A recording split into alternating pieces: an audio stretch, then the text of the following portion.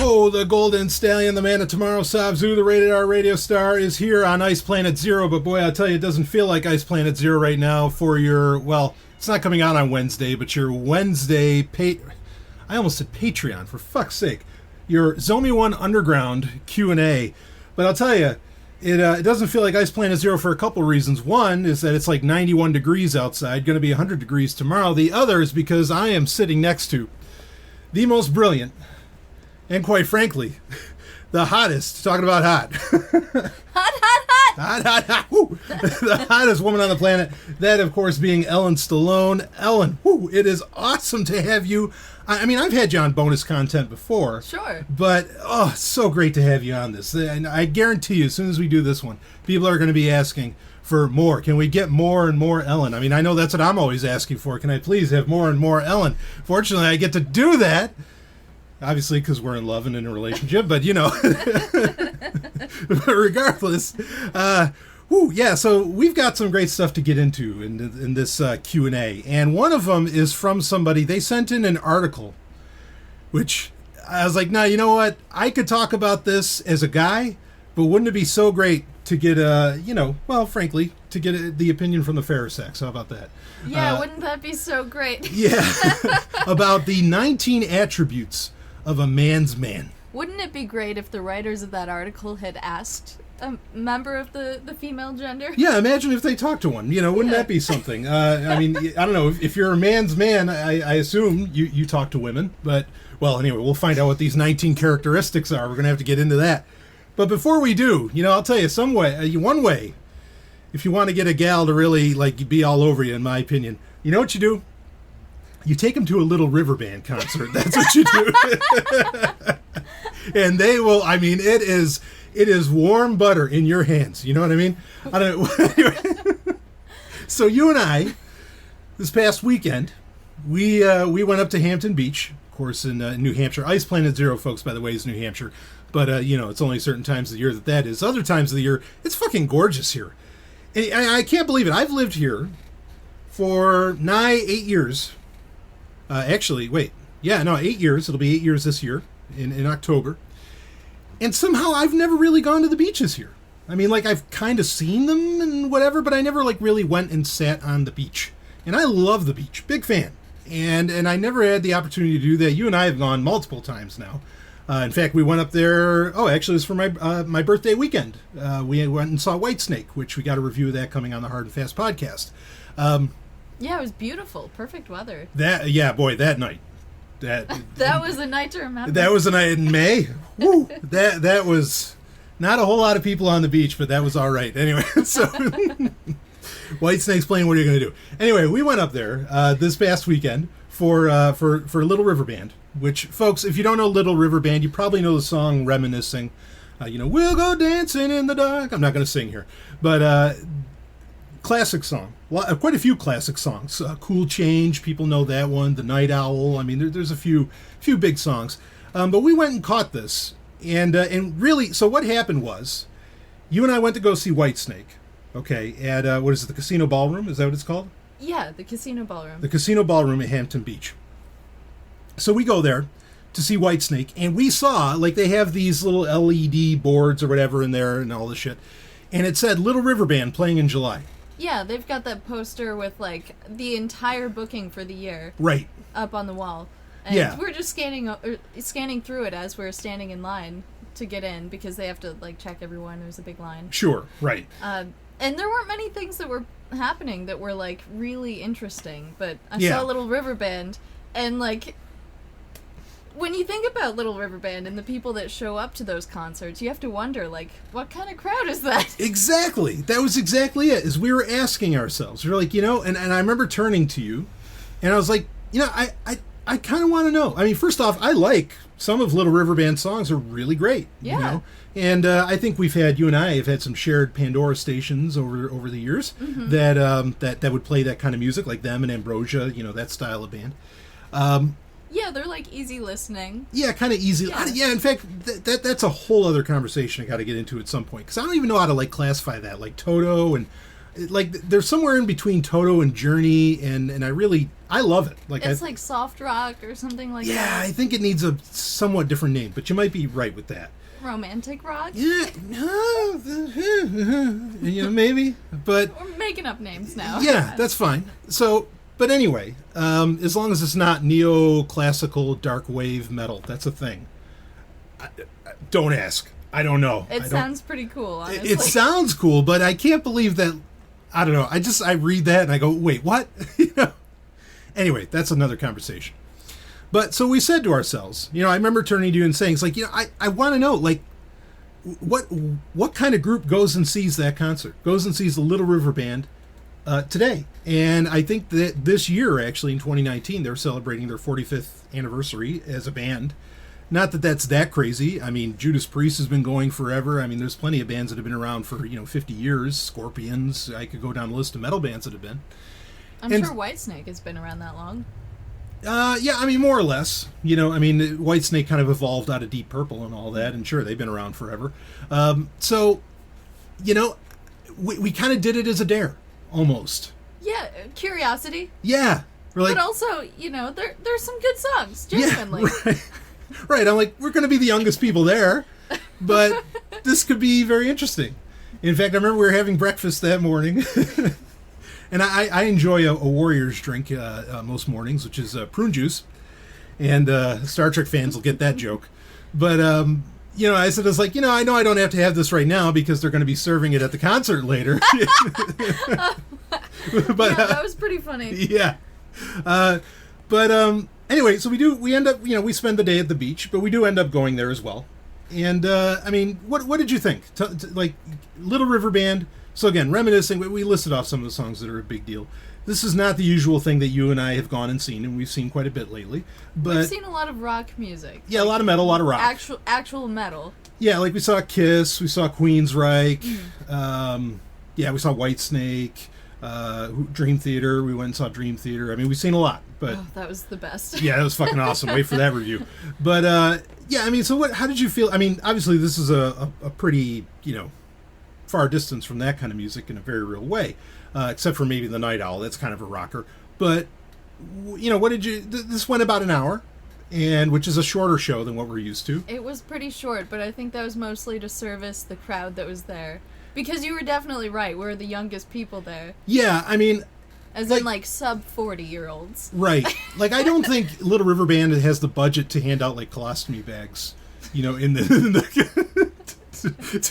That's they can't afford to pay the ambulances if someone has a heart attack from dancing too hard. And I know I have older listeners. Go ahead. There were so many women dancing at this concert. So usually the concerts we go to at the casino ballroom are standing room. Yes. But this time, it was full seating. They had seats laid out everywhere. Yeah. But people were standing up out of their chairs, going to the aisleways and dancing and singing along. They knew every word to the song. Oh, yeah. It was incredible. They were serious, genuine fans, and they loved this music. Right. And that's something that I rarely ever see, is people, really getting into it and dancing. Yeah, for a good chunk of it. I mean, and for that, that whole hour, there was no opening act, nothing like that. It didn't. It was supposed to start at 8. They didn't start until 9. Of course, that's a common practice. You want to get everybody liquored up, before the show starts. And the longer they have to wait, the more liquor they're going to buy. So that's the trick there. But that might have explained some of the dancing. But you're right. There was a lot of dancing. I mean, and people were really, again, singing it all. I mean, these are some of, the most classic songs. Cool Change is one of the biggest songs in history. I mean, whether you like it or not, I have to admit that. And, I was surprised, too. And I don't know, older folks, but they were getting down. It was really something. They were still young at heart. Yeah, definitely. So, I mean, what did you think of the band? Granted, this isn't all the original people. Wayne Nelson now, he was the bassist. He hasn't even been the bassist for the whole history of the band, but he's the lead singer now. It looked like they had maybe a couple younger guys involved. I mean, but what did you think of the performance? So, I mean, the performance was what it was. I felt they performed their songs adequately. Yeah. I guess, just having been to so many metal shows over the past year, it was laid back in comparison to that. They still had some pretty good jams. Yeah. Yeah. No, I mean, I loved all the music that was, or most of the music that was being played. I enjoyed that. I thought the guys, I mean, they're not like spinning around. They're not like, yeah, they're not jumping. They're not like tossing the drumsticks up in the air. right. They're not breathing fire or blood or anything Right. like that, or they're not like constantly using the mic stand as their cock, like David Coverdale was during Whitesnake. But right. It certainly wasn't a Kiss concert. yeah, no. There weren't any pyrotechnics or anything. No. But it was like genuinely enjoyable. Mm-hmm. I felt pretty relaxed, and like during some of the songs, it seemed like they were improvising, and it was really creative. I loved it. Yeah. Did you have like a favorite that they did? Well, I mean, Reminiscing is my Yeah, favorite, I love that of song course. too. That's such a great song. But they did so good with Cool Change too. Yep, that was fun. Yeah, I really enjoyed that. Yeah, Night Owl was like kind of out of nowhere. You forget that they have a rocker like that, like one that has some like actual heavier guitar, not heavy guitar, but heavier, almost like an early Chicago sound that is really nice. Yeah, interestingly, so we're sitting next to this older couple. This woman sitting next to me, she was so into the band. She was dancing the entire time, standing up out of her seat. And this woman behind us, when Night Owl came on, she said, "Honey, you have to sit down," because her husband was like in a wheelchair, and this was his favorite song. Oh, so he yeah, needed yeah. to see it performed. Yeah, but I mean, I guess a lot of people like that song. yeah. I'll save it. There's kind of a conversation I want to have around that, but that's cool. That kind of thing was going on. They did play a couple of newer songs off of, whether people realize this or not. This is kind of my big kick. I love listening to new albums from really old bands, like new albums, and they had an album come out like in 2013 or 2014 called Cuts Like Diamond. They did a couple songs off of that. The sad part is they turned it into like some kind of stupid rah-rah patriotic bullshit. Yeah, that was kind of frustrating. Yeah, and there were a few songs where it felt like they were really trying to do that, and I got a little annoyed with that, but whatever. But I mean, their newer stuff, overall, minus the rah-rah patriotism, was pretty good. I was surprised at actually just how good it was and how consistent it felt like their sound.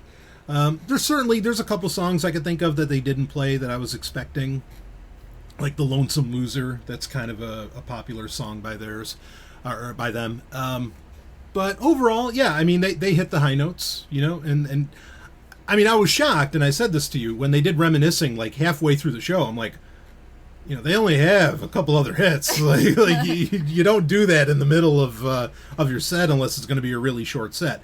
And it did end up being a really short set. Then those fuckers tried to trick us to get a Facebook picture. Oh, yeah. Tell this story. Oh, my gosh. Yeah, go for it. So, it's about an hour into the show, and they're like, all right, we're standing up to leave, because we thought it was over. And then they said that they had one more song. Can we all just sit down and stay for one more song? And while they're performing the song, they're going to have people like filming and taking pictures, and they're going to be posting it on their Facebook page. So if you want to tag yourself, go to their Facebook page. Right. But we didn't, it wasn't really a song. Like, they were playing their instruments, but I didn't hear a song. No, and you would have heard it. I mean, we went walking on the beach. I mean, Yeah. we would have heard it from there, It was really just a trick to get people to get their picture taken and post it up on Facebook and everything. Mm-hmm. And I mean, I love this about you, always have. But you're one of, when I say, and I mentioned this on Q&As, when I talk about people who actually implement the things that I say, even the simple stuff, like using Firefox and DuckDuckGo, and being careful with your pictures and shit like this, you're one of the people I'm always referencing, because and you're not even one of the big tech junkies like a lot of my listeners are, and yet you're doing all this shit right, and you're like, no, I'm not getting my picture taken, and you're out, And I was like, yeah, no, I don't care what their next song is. I don't want my picture on Facebook. Fuck this. No, not that I'm afraid of having my picture taken or anything, right. But fuck you if you're just gonna trick me into staying to promote your social media. Yeah, exactly. Yeah, that's not something I care about. Yeah. Thank you for saying that, but I just do the easy things. Yeah, right on. Yeah, so I mean, regardless, that was cool that we walked out on that. But I thought that was kind of, I don't know. I didn't like that. But regardless, overall, I very much enjoyed the show. I thought that, they were still performing. I mean, granted, they're only going an hour. These guys are certainly up there in age. It blows your mind, when we saw Kiss, and fuck, those guys are like 70, literally. And, they're performing for how the hell long was that show? They're still dancing around like they're 30 years old. It's amazing. Yeah, I mean, they were moving. Yeah. So, it is interesting to kind of, to contrast that. But I mean, any other thoughts on Little River Band? I was expecting people in the crowd to be wearing lots of fedoras, but there wasn't any of that. It was mostly just old blue-collar people. Mm-hmm. Yeah. No, I hear that. I mean, and when they did play the new stuff, as expected, in fact, they even cracked a joke about it. They said, we know when we play some of the new stuff, people have to go pee, it seems, or whatever. Yeah. And that annoys the fuck out of me. And I was kind of hoping that maybe with Little River Band, it'd be different, that they'd have like this, because they're not like that big of a band, even though I read a review for their last album, Cuts Like Diamond, where the reviewer said, basically, you were the Nickelback of your day, saying that to Little River Band. And the guy, Wayne Nelson, he's like, yeah, no, I think that's accurate, like everybody had one of our CDs, but nobody wants to admit to it. And it's very similar to that. So I was kind of hopeful that people that would go and see that would be like, oh yeah, no, I listened to their new stuff, and they would be able to sing the songs.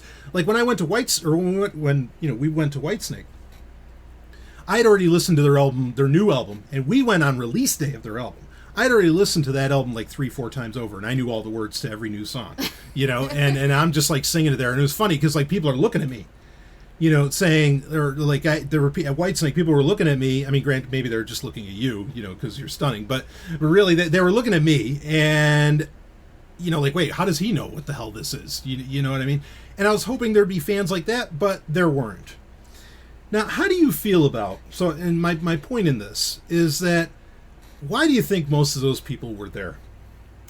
They were probably there for reminiscing. Literally. There are a couple other songs, like breakup songs, or they said there was one, like if you've been in an elevator or a grocery store over the past 20 years, you've heard this one. Oh yeah, Happy Anniversary. Yeah, right. So, I mean, there were a few hits, and I think that's what people showed up for. But, they're more likely to have heard these songs because they've been around for so long. Sure, and they're hits. They're genuine hits. Yeah, and a lot of people don't really seek out new music from the artists that they love. Aha, yes, and that's a great point for you to bring up. But I mean that's kind of the part that pisses me off, is that some of these bands really will still try. And granted, there's record labels out there like Frontiers or some others who will, they'll give money to just about anybody, and if they can, sell like 10,000 copies, then it's a profit for them for what they did. I don't know. I wish people would still be into, like that Whitesnake album that I mentioned. People will hear my review of it. There's upcoming episodes of Hard and Fast Podcast, but I can't stop, and you know it. Like I'm at the gym, and we're always when we're at the gym, we're asking each other like, oh, what music are you listening to, and all this stuff, right? And like many times it's like, oh, I was listening to a new Whitesnake album again. I mean, that album's so great. I don't know. I hate it that people don't listen to new shit, by older acts. And that really, it seems like the only reason they go to any of these concerts is just to like try and relive when they were, 18 or 20 or something like that. Sure, there are good memories associated with that music. Yeah. Because that's what was playing on the radio at the time. Right. Yeah. But you're right, it doesn't seem like people will like go to the store and buy a new album, or like even download or torrent a new album from an artist that they love. And I mean, that just takes some extra thought and effort. It's so much easier just to like turn on the radio. Yeah. I don't. Well, you raise a great point too, because I don't think people realize just how popular radio is. Like it's still crazy popular. The fact that people write off radio today and think, oh, everything's fucking Spotify, is insane. Which, by the way, folks, in case you're wondering, granted you can't get this content on there, but Zomia ONE is now on Spotify. Just if anybody missed the tweet that I put out about that just happened a couple of days ago. But anyway, yeah, Little River Band. I guess we'll just call it. I liked it. This was an experiment. We saw what kind of crowd is there, and I think it's about what we expected. Yeah, Yeah, about that. Yeah, it was interesting. Less fedoras, but, still a bunch of older people. Yeah, but it was a good time. Like, yeah, everyone was having fun. Yeah. And, I mean, at the very least, you know what I will say?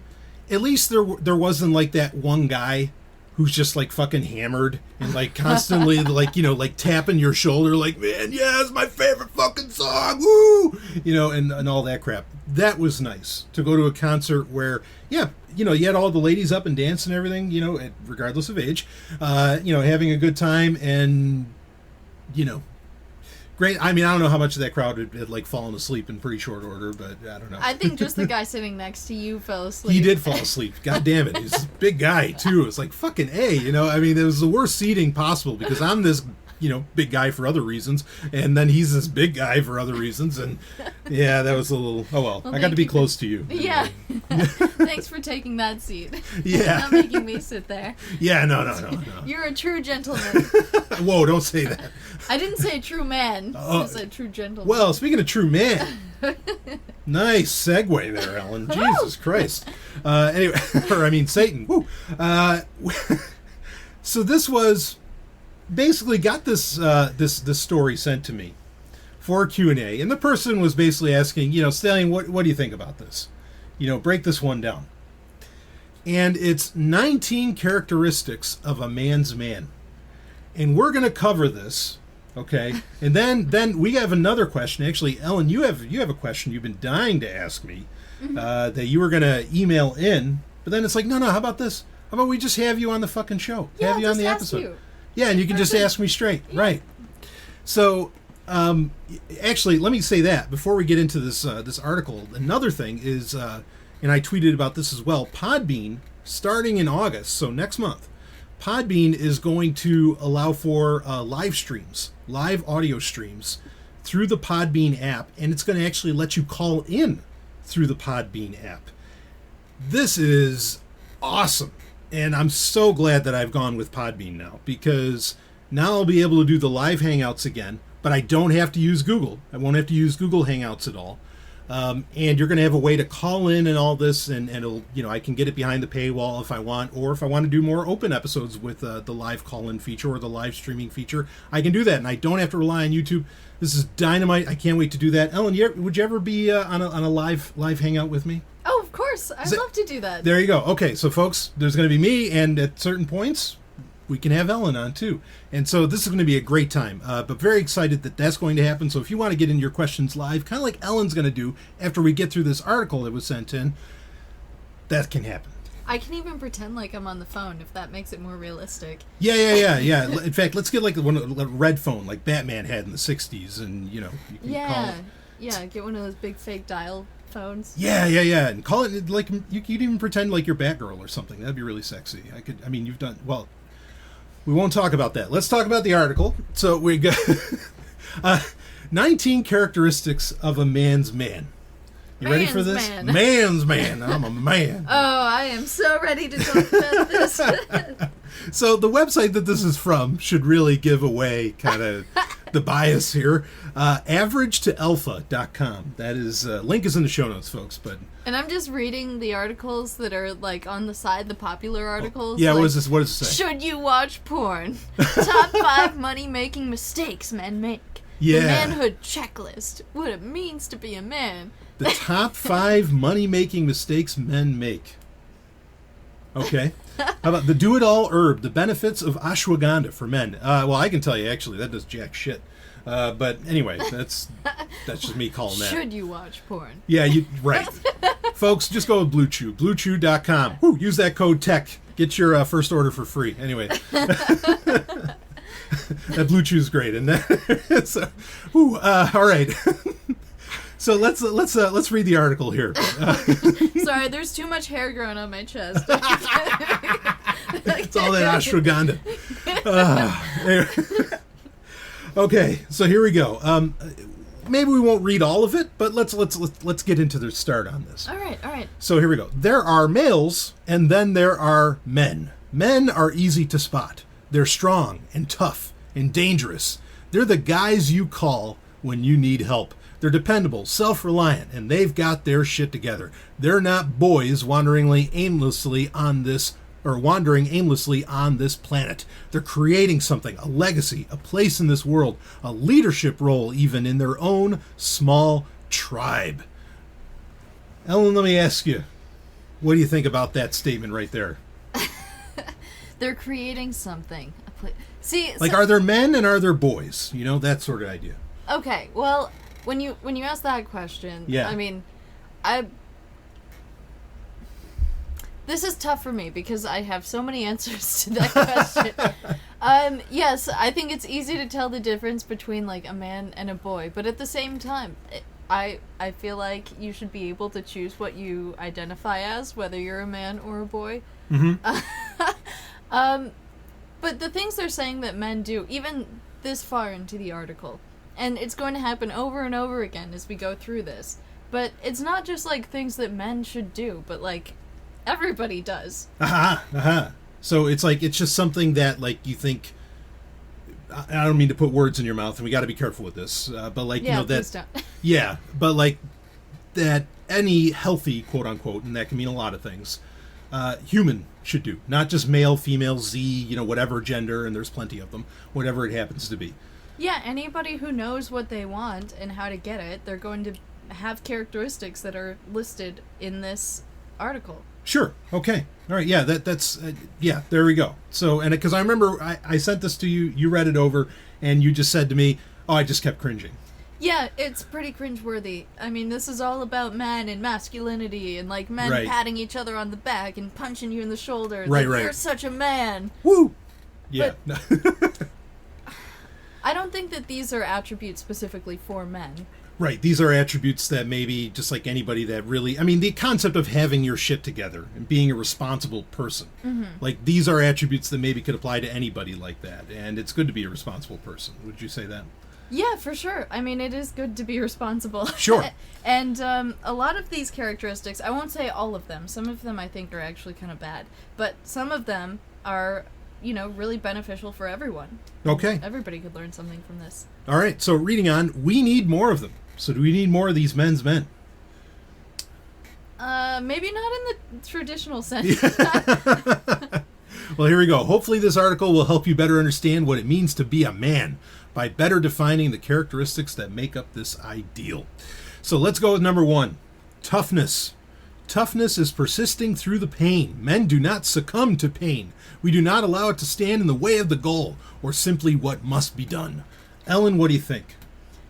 I mean, when I read that, it makes me feel like this is touching on a problem that a lot of men have with, like, you know, persisting with too much pain and, like, not being able to talk about it or accept that it's too much because they feel this, like, pressure from the outside. Like, if you're a man, you'll persist through the pain, but, like, you don't have to. It's okay to not persist sometimes, and that can actually save you in the long run in some situations. So I feel like this isn't always a good thing, but there is some pain that I will admit, you know, it is worthwhile to persist through. Sure. Yeah, I mean, this gets into I'm kind of reminded, actually, we did a review, you and I did reviews of all the 90s Batman films, the Batman quadrilogy. There's a quote from Batman and Robin, oh boy, what a movie, where Alfred says, "A gentleman doesn't discuss his ailments." And I got to tell you, like, I get that, and I've been there. I mean, look, you know, I've been in those situations where, like, I am in a shit ton of pain. And I am saying, "Oh, no, I'm fine, and whatever." But that's a lie. Yeah, well... And it's so sad that you feel that you have to lie. Absolutely. And the thing is I want to know. And in fact, recent events in my life have, not that happened to me, not that, like, have to deal with my own health, but with other people perhaps. I want to know, like, if you are feeling pain or if you have some kind of ailment and things like this. Why? Because if something ever happens to you, I want to, like, have something that my mind can easily go to where I can say, okay, maybe it was this or something. Otherwise, if I think you've just been going through life, you know, happy and healthy and blah, blah, blah, then it's a total shock to me, and it hurts all the more. Like, I'll admit it's a selfish reason, or it's a self-interested reason. It's not selfish, but it's a self-interested reason. But I really want to know, and I think like men doing this, and then like the shock when that person is gone or whatever. Like, I don't think that's good. Yeah, and I think it can be like a really loving thing to help like share someone's pain. You know, like if somebody's going through something difficult or has a condition or something. Yeah. Just letting the other person know because you care about them, or wanting to know because you care about someone. Like that's something that I think that's just like a super loving, great thing to do. Yeah, absolutely. And also, I think we all have, regardless of gender, we all have different pain thresholds. And it's our genetics. It's like, it's who, you know, in many ways, or it can be something that we maybe desensitize to over time, possibly. But, like, it's so funny when you go to the hospital and it's like, oh, you know, would you say it's a 1 or a 9? Mm-hmm. One person's 5 is another person's 2, you know? And, like, it's such a subjective feeling in the first place. I don't know. I think this concept of toughness, I understand what they're kind of saying, but then at the same time, to hold this as some kind of like great regard of, you know, you're a test of who you are and your success, I think that's just crazy. So yeah, I don't really, you know, get behind that. But I mean, as far as like persevering through, like, and dealing with the pain, say when you're working out at the gym and you know, if you want to get to that next level, you got to lift another 10 pounds, you know, and that hurts a little bit. I get that, but I don't know, this whole thing, like, men are tough, you know, I think that does a lot more harm than good. Yeah, agreed. And that's a really great example of a time when pain can be helpful. Sure. But, you know, there comes a time when, like, you're really injured and you're feeling so much pain you shouldn't go on. Yeah. And, well, anyway, I mean, I think it's fun to joke about how sore you are the next day from being at the gym and everything. Like, if you're in that kind of pain, I don't want to, like, just be like, oh, no, I feel fine. What are you talking about? No, it's hilarious to, like, laugh, like, oh, my God, I can't move my legs. Yeah. You know? It's so great. It's also kind of like a victorious thing, too. Like, yeah. I survived this trial. Yeah, absolutely. So, yeah, anyway. Number 1, I can kind of get it, but also I really don't get behind that. Yeah, it's just kind of like a black and white sort of issue as painted here in the article, but it's really not. Right. So, number 2, stoic. Here we go. A man does not worry about the opinions of others. He concerns himself only with what he can control. He's not a worrier, he's a warrior. Whether he knows it or not, he is a stoic. What do you say to this? I could see it. I mean, like, it's not psychologically helpful to always be worrying about what other people are thinking of what you're doing. Right. But then at the same time, it is important to listen to other people. Yeah. I mean, I'll say this quick on this. First off, I hate the word stoic. And I think that concept runs into so many problems, and nobody even really knows what that fucking means. Okay. Yeah, because the majority of people say that it's just, like, not feeling anything. And, like, yeah, it's like being a Vulcan or something. Being stone-faced all the time. Right, and there's so many problems with that. I mean, a man does not worry about the opinions of others. I mean, I've said this many times, and I'm not the only person to ever say this. You know, what other people think of you, in many ways, is none of your business. Mm-hmm. You know, so, yeah, you shouldn't concern yourself so much with the opinions of others. But there are times, genuinely, where perhaps you should. Do you have a comment on that? Or yeah, I wasn't sure if you were done. Well, I mean, I'll just say quickly, like, look, if you're in the entertainment industry, you know, or like, I mean, I'm kind of in the entertainment industry with what I do with my shows and everything. It's good for me to know what other people think about what I'm doing, you know, and especially if I want to entertain you, if my personal desire is to entertain you, I like to know what entertains you. And so, you know, that way I can either give you more of that or whatever. But you know, I mean, that's kind of a very specific use case, I guess. But anyway, go ahead with what you got. Yeah, I was just going to say, like, this article is saying that it's important for men to not care about the opinions of others, but, like, when women don't care about the opinions of others, then they're, like, labeled all sorts of nasty things. Well, that's why it says only a man. You know, women are supposed to care about the opinions. No, I'm kidding. Of course, the irony here is this whole article is this asshat caring about the opinions of others and, like, saying, like, you need to be a man's man. Right. And so you need to be what I think you should be. Like, there's an incredible irony in this, in the second one here, because it's Well, it's not even circular logic. It's just straight up contradictory. Yeah, I mean, this is, like, good advice for anyone. Concern yourself with what you can control. Yes, absolutely. Like, that's very important. I think that, like, it's such a double standard to say that, like, men shouldn't care about the opinions of others, but, like, women could be dangerous or a bitch or something like that. They don't care about the opinions of other people. Yeah, so, anyway, I think that's just poppycock. I mean, you know, and it doesn't even make sense based around what he's laying out here. This whole article is about caring about what other people think of you. You need to be a man's man, you know, and anyway. Obviously, you should want that.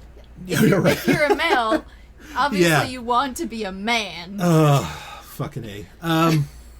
Let's go to number 3. Self-reliance. People depend on him. As much as he can, he depends on himself. Self-reliance is learned over time. If you're not quite there, keep learning new skills. It's a journey that never ends. I mean, I think you would say this too. Self-reliance is a great thing. Yeah, it's a beautiful piece of advice. It has nothing to do with being a man. No. It has to do with being a human. Yeah. Like, that doesn't even make sense. I mean, I think most people try... I really do. Well, okay, no, wait. I should correct myself on that. I was going to say, I think most people want to be self-reliant. I think most people that want to work on themselves start off with, it's almost like when you go on a diet, some kind of diet, be it the South Beach, Mediterranean, paleo, whatever, vegetarian, doesn't matter. When you start a diet, the first thing you do is knock out processed foods, right? Like, every diet suggests that. That's why, and I've said this many times, that's why most diets work at first for people. Like, they notice the difference. Why? Because you cut out all that bullshit. You know, all those, like, over-processed foods. Oh, speaking of diet, the man diet. The man diet. Oh, boy, I can only imagine what that is. Anyway, right on the sidebar of this article. But, you know, this, I think also when, you know, just about any self-help or any self-improvement process that you start to go through starts with you taking responsibility for your actions and you being self-reliant. That's a part of taking responsibility. So, yeah, I don't see where this is like any grand revelation. This is... Again, this is for everybody. Anybody that's interested in improving themselves. And that takes a lot of different shapes, but it starts with this. Yeah, and I mean, it does make a good point that, like, learning new skills is, in a way, moving towards self-reliance. Sure. And it's a journey that never ends. Right. I think that's great, but as you said, you know, you don't have to be a man to do that. No, not at all. Not at all. So it's something for everybody, like you said. Want to move on to the next one? Sure. Okay, let's go to number 4. Dependability. He shows up. He does what he says he's going to do. He's not a flaky little kid. He's dependable. He's a man. Wow. Man. He's a man. He is a man. Depend on him. Again, not something that's just for men. Right. Yeah, absolutely. I mean, and you could say, well, when you put all 19 of these together, that's a man's man. But I think when we start to get into the more, perhaps what more popularly would be called toxic stuff, well, we'll see where that becomes a problem. But, yeah, this is, like you said, this is something everybody should do.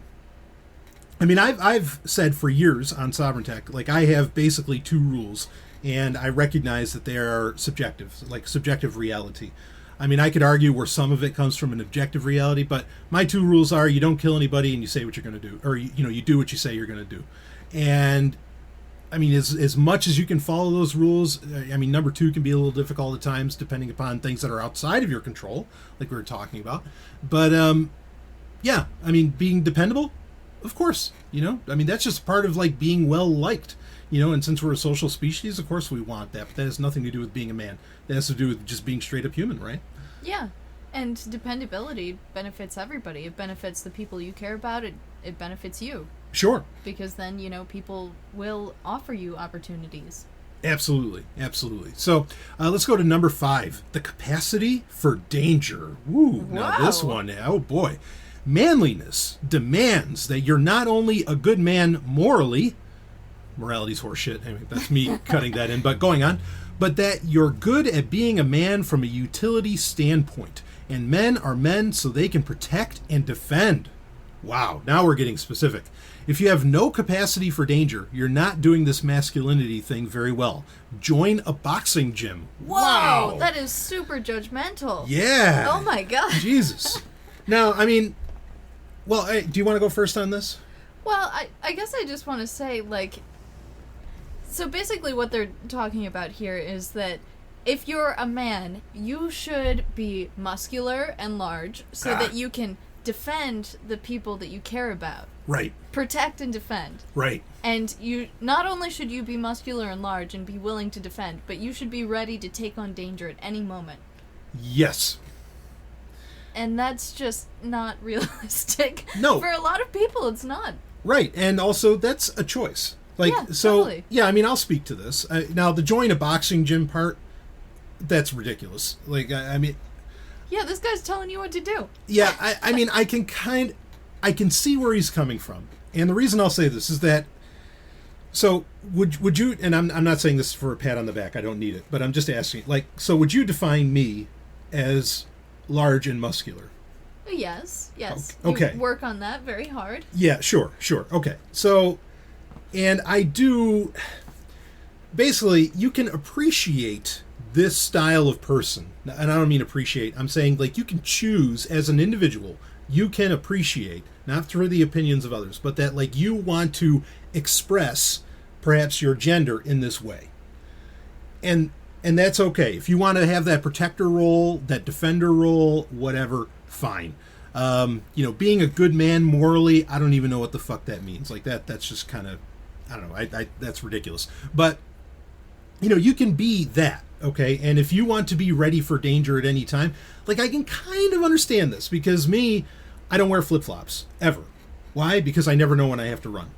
You know what I mean? Like, literally run, or jump a fence, or something like that. Like, that is something that runs through my head, okay? I'm not even saying that all of that comes from a healthy place, though. What inspires me to not want to do that. But, yeah, you can choose to be this, but that's just one expression of your body type, of your gender, of your personality, of whatever. Not everybody has to do this, and that runs into and joining a boxing gym. Like, I get it. I can look at somebody and say and tell whether or not a person can throw a punch, or if they've ever thrown a punch, and I can tell just by looking at them. Like, no, that person doesn't even know how to throw a punch. Like, there's just and it's not ineffable, but it's hard to quantify what that looks like. And, people can be attracted to the kind of person that can throw a punch. I get that. But, like, again, that's just one avenue of how you want to express who you are. It is not like this is a man's man. That part drives me nuts. I mean, what do you have to say to any of that? Yeah, I was just thinking while you were talking about that. It's not just men that protect and defend. Like, I think more and more, like, women are being recognized for, like, the fierce mother will defend her children to the end. In nature, that's far more common. Yeah, exactly. Yeah. Like, this capacity for danger, I think what they're trying to get at is, like, you should be ready to fight for what you love at any moment. And, again, that's not just something that men do. But there are a lot of people that aren't fighters. They'd rather just not fight. And great. Yeah. And again, that's the thing, is that we are really, and this is really highlighting it, we are so stuck in these, like, these general extremes, which you can choose to express, but just don't think everybody has to follow those, and that somebody's wrong if they don't. Do you have anything else on this one? Yeah, I think this is kind of like encouraging people to be ready to fight at any moment, and it's kind of ignoring the third option. Like, there's either running or fighting, but maybe there's another creative option out there. Peacemaking. Yeah, exactly. Yeah. You don't always have to be ready for danger. Yeah, absolutely. No, I completely agree. Go ahead. I was just going to say, like, it's also kind of unhealthy to always be in that mindset of, like, on the edge of your seat, ready to fight. That's what stress is, like, chronic stress is. Yeah, that's going to give you a heart attack. Right. Yeah, absolutely. And, I mean, in many ways, it promotes a culture of violence. Yeah. So, anyway, we could probably, like, that one especially could be a whole episode where you could kind of break that down. Yeah, that's a very complex issue. Yeah, it really is. Because, I mean, there's a lot to talk about when it comes to, like, self-defense training and things like this. I mean, there's a lot of complexities in that. But anyway, let's move on to number 6. Let's see. Adventurous. Okay. Read Farther Than Any Man by Martin Dugard. It's a book about the life of James Cook. Men are explorers by nature. Don't turn your back on your nature. Do you mind if I jump in on this one? Sure. I've read this book. It's a tremendous book. It's a great book. The life of James Cook is fascinating. Okay. In fact, actually, I was very familiar with James Cook because there was a part of my life where I had to grow up Seventh-day Adventist, and James Cook has a little bit of a role in that. But anyway, I will say, yes, read that book. Now, men are explorers by nature. No, they're not. I do agree that there are people who are explorers by nature. And I've kind of hinted at this at certain points. Like there's literally what's called the explorer gene that some people have, some don't. Those people who do have it, maybe they are explorers by nature. The people that don't, maybe they're not. To say that that's a man's thing is crazy. To say that it's for everybody, no, I don't think so. I don't think so. I mean, I do think people are. I think every human is nomadic by nature, and I could talk more about that. But explorers by nature, no, not at all, not at all. But being adventurous, yeah, that's something I like in another person. That's something I like in myself. But that doesn't mean it has to be for everybody. Like, if there's people who are just fine and dandy sitting at home or whatever, like, rock and roll, have a great time. What do you think to this one? Yeah, I definitely agree with what you've said. I mean, like, I know people that have lived in the same town their entire lives. Yeah. And they haven't moved anywhere. And Sure. they're fine with that. They're totally satisfied. That's not for me. I feel like I'm an explorer. That's why I'm trying to be a scientist. Yeah, right on. But, again, like, that's not a man's thing. It could be either gender. No, It's not for everyone, like you said, not just for men. There's certainly men that I know that are quite the opposite. Yeah, absolutely. And that, again, that's totally fine. Yeah, I mean, if only men were adventurous, I feel like the world would be pretty fucking boring. Yeah. Like, you mean, because, I'm into women, and, I'd like to, just like you and I, we like to do, we do everything together, and... We love to explore together. Right. And so, wait, so only men are adventurous? So then what? So like, my girlfriend has to stay home? And, it just sounds so fucking boring to me. This is horrible if this is true, and obviously it's not. But that book, fucking A, what a great book. I'll definitely recommend reading that. Do you want to move on from there? Sure, yeah. Let's go to number 7. So we kind of have a long way to go. How are we doing on time here? Woo, oh boy, we've been going for a while. All right, we'll try and pick these up a little bit. Number 7, daring. When there's a group of people who are afraid to go down the dark alley or into the cave in the mountains, the man ventures forward. He's daring, dangerously so. I feel like that's just like the last one, and it has the same critiques. But what do you got? Yeah, daring is sometimes good, sometimes bad. Yeah. Like, I don't think it's always good to be daring. You definitely have to judge the risks that you're taking. Sure. But again, not only a man thing. Yeah. And again, if it's not for everybody, you're not wrong if you're not daring. No. Like that's sometimes it's great to be safe. Absolutely. So let's go to number 8. Successful. Accomplishment is as necessary for our souls as air for our ability to live another day. We need to accomplish. Focus on one thing and focus on achieving it and nothing else. You need to be successful to feel like you need to be successful to feel like you're a man. But you define success. Don't let anyone else's definition rule over your life. I'm just going to say it. This whole article is him telling you what it means to be successful. Yeah. and standard here. And yet he's saying, don't pay any attention to this. So, like, basically, so here it is. I'm going to tell you. If you want to be a man's man, don't read this article. because you don't care what anybody else thinks. That's right. Yeah. It's so nuts. How do you feel about this successful? Like, do you think accomplishment is necessary for the human condition? I know Ayn Rand would say yes, but... If you have a desire to be better than what you are, then yes. Sure. And that, again, is not something that everybody wants. But I think for those people that do want it, it is very important. And I don't think it's just a man thing, again. Like, everybody has some desire to accomplish something. Right. And if you're defining your own rules for what success is in life, then... I imagine if you want to have any amount of self-esteem, you would want to achieve at least some level of success in your life. Yeah. And look, accomplishment takes a lot of different forms. Oh, yeah. And again, he is accurate in saying that you define success. Sure. And look, I know that, in fact, probably this writer would want to make fun of people who I don't know, you got like some crazy achievement on the latest Assassin's Creed game. If that's but if that's your success, that's your success. Yeah, you know? For some people it's like losing 10 pounds. For some people it's getting a promotion. Yeah. You know? Like, it could take many different forms. Yeah, I think most people do achieve in one sense or other. I mean, there are, unfortunately, people who I think get stuck in circumstances, and they get stuck in a rut with a lot of that, you know? But, like, to say that there are people who just want to wallow in their grief or wallow in their lack of moving forward, I don't think anybody really wants to do that.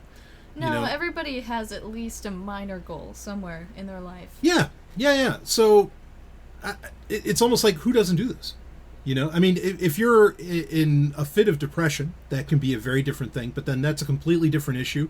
And the last thing you need is somebody telling you need to man up when you're in a fit of depression, you know? And a lot of the reason that people feel depressed is because they're not achieving success according to everyone else. Exactly. Bingo. Yes.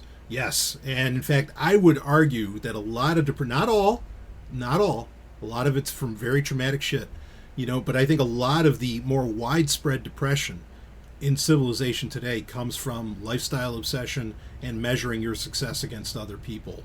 You know, and because if you're only measuring against yourself, you're already going to be your harshest critic, but at least you know you're the only one you really have to please, and I think that can solve a lot of that. That's not true for all depression. There's plenty of depression that is a far more serious, and I'm not saying that's not serious either, but yeah, that's a problem we've got. That's a very salient thing to bring up, Ellen. Anything else unsuccessful?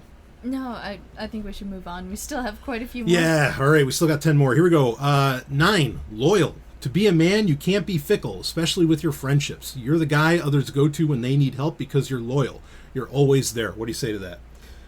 You don't always have to be there. Uh-huh. But, I mean, if you really care about someone, you will be there. Sure. But there are times where I think it's excusable to not be there, or, you know, if you no longer have a desire to be there, if it's too much for you, you don't have to. Yeah. This runs into a lot of problems, in my opinion, this concept. Like, I mean, I can say this personally, like my family, my ex-family, and part of the reason that I moved to New Hampshire was I was begrudgingly very loyal because I thought this kind of nonsense, okay? I mean, yeah, the people that I really love and that I choose to love and I choose to care for, yeah, I'm absolutely, like, you know, ridiculously loyal. But you know, like with my family, I thought I had to have some, like this, where it's saying you need to be loyal. I thought I had to have that loyalty to them, and when you can become so loyal that you lose who you are, and you just become like, you just act upon the whims of others, you know, and you don't actually act for yourself, and that's not really loyalty. And so you got to draw a very fine line on what loyalty even looks like, but that runs into a lot of problems. Yeah, loyalty can sometimes turn into, like, shackles. Yeah. If you don't realize that it's a choice. Right. Yeah, it can be a very real problem, you know, so you got to be careful with this one, you know what I mean? Anyway, so let's go on to number 10, and if people have questions about that one, please ask. Happy to talk about that. 10 is impressive. You're impressive to someone. Something you do, how you carry yourself, how you act, the work you get completed is impressive to someone. Take pride in how you act, work, and live. Be an impressive human, not just a mediocre male. Men desire improvement. That very fact means they're going to act in a more impressive manner than those content with mediocrity. What do you think about this? I thought this article was saying that you shouldn't care how other people see you. Precisely. Unbelievable. I mean, like, if you are an outstanding person, then you are going to make an impression on other people. But to say that you have to act impressively to be a man or to be someone worthwhile, that's just ridiculous. Yeah. I mean, like, you shouldn't have to try to be impressive. People who do that are just faking it. Right. Yeah, absolutely. You should just be impressive by nature. But, like, why do you care if other people are impressed by what you do? Right. Yeah. This is a big problem that I don't know, that yeah, where people, I mean, because I guess it's the one point where I do agree with in this article that a lot of people are far too concerned with what others think of them. But this point is trying to impress upon you, like, you should care what other people think. Right. Or at least one person. Yeah, you want to impress people. No, just do what you do, you know, and the only way, and I've said this so many times, the only way you find, like, if you're looking for love in your life, Okay, which is probably why certain people would want to read an article like this, because I want to be a man's man to attract, that hot woman or something like that, right? The only way you're going to find a long-lasting relationship is if you are doing what you want to do, and it's for you. That's why I was so impressed with you.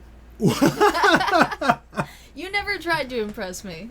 At least I never felt that. Yeah, no, I mean, I was just doing what I do, know? And, boy, I want to ask a million questions on that, but but that's great. But that's the thing, is that, you've fallen in love over what both of you do, not over the fact that you're trying to impress somebody, because then once you got them hooked, you're probably going to stop trying to impress them. I think that happens in a lot of people's minds. Oh, it happens. Yeah, right. Right, exactly. And so, then your relationship, even if it's just a friendship, is based on, it's not based on anything solid. It doesn't have a foundation, or its foundation's a lie. Mm-hmm. And that's a big fucking problem, so don't try to impress people. Just do you, and really do you. And look, if there's if no one around is doing what you're doing, pick up a new hobby, I guess, but don't try to impress people. Just really be yourself. What do you got? No, I agree. I didn't have anything to add. Sure. So, yeah, this article is just filled with contradictions. If you want to know what we think about it, that's what we think about it. Yeah, no wonder so many men are, assholes and confused. They're getting fed so many contradictory pieces of information. Oh, yeah, a billion mixed signals here. Yeah, and some messages that aren't even good. No, agreed. Let's go to number 11, gritty. Grit is found less and less in modern humans. It's the ability to persist through failure for a long duration under great pressure. It's toughness over time. It doesn't matter who you are on one day, if you're good or tough in a moment, but if you can be so forever. So this is kind of like that toughness one. I don't know. What do you think? Wow, this is the first point where they've mentioned humans, not just men, but humans. Yeah. So gotta give him props for that. But I think grit is a very special characteristic in people, and I really admire it. And I think it's something that everybody could strive for, but again, not necessary. I mean, if you don't have it, that's fine. It's okay to not be tough all the time. Right. Exactly. So yeah, I don't really have anything to add on that. Again, different strokes, different folks on that. Number 12, how about we go to that? Persistent. It's persistent. Whatever a man's going through, he must persist. It doesn't mean you can pivot or it doesn't mean I think he means can't. It doesn't mean you can't pivot or learn from your mistakes, but your quest for improvement cannot end. Your adherence to your ideals cannot falter. This is the same as the last point. Yeah. Yeah, it really is. And great, yeah, be persistent, but that has nothing to do with being a man. Number 13, consistent. Define rules. We don't like rules, but we need them. If we don't like rules, no, we don't need them. What the fuck? Anyway, we need guides to align our daily actions and thoughts to our ideal. Our ideal is both who we are and the life we aspire to live. Being consistent demands we understand what we want to be consistent at. Define rules for your life. Live by them daily. Well, geez, I wish you were consistent in this article. Yeah, right. Read your own article. Yeah. I mean, I have my own rules that come, or stuff that I go by, that come out of experience that I've had.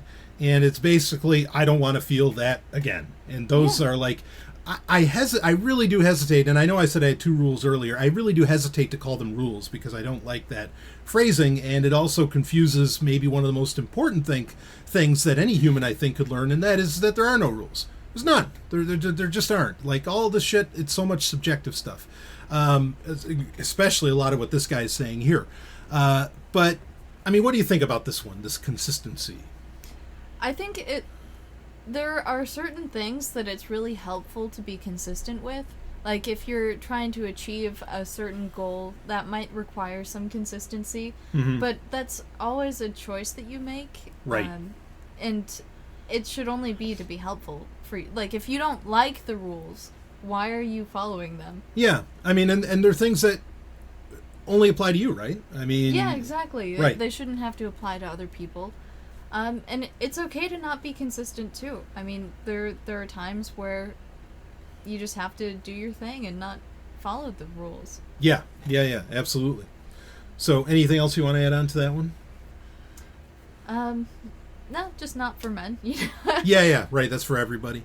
Number 14, courageous. To be a man, the man you ideally want to become, you cannot let fear deter you from the actions your masculine soul begs you to take. Whatever the fuck a masculine soul is, that wow.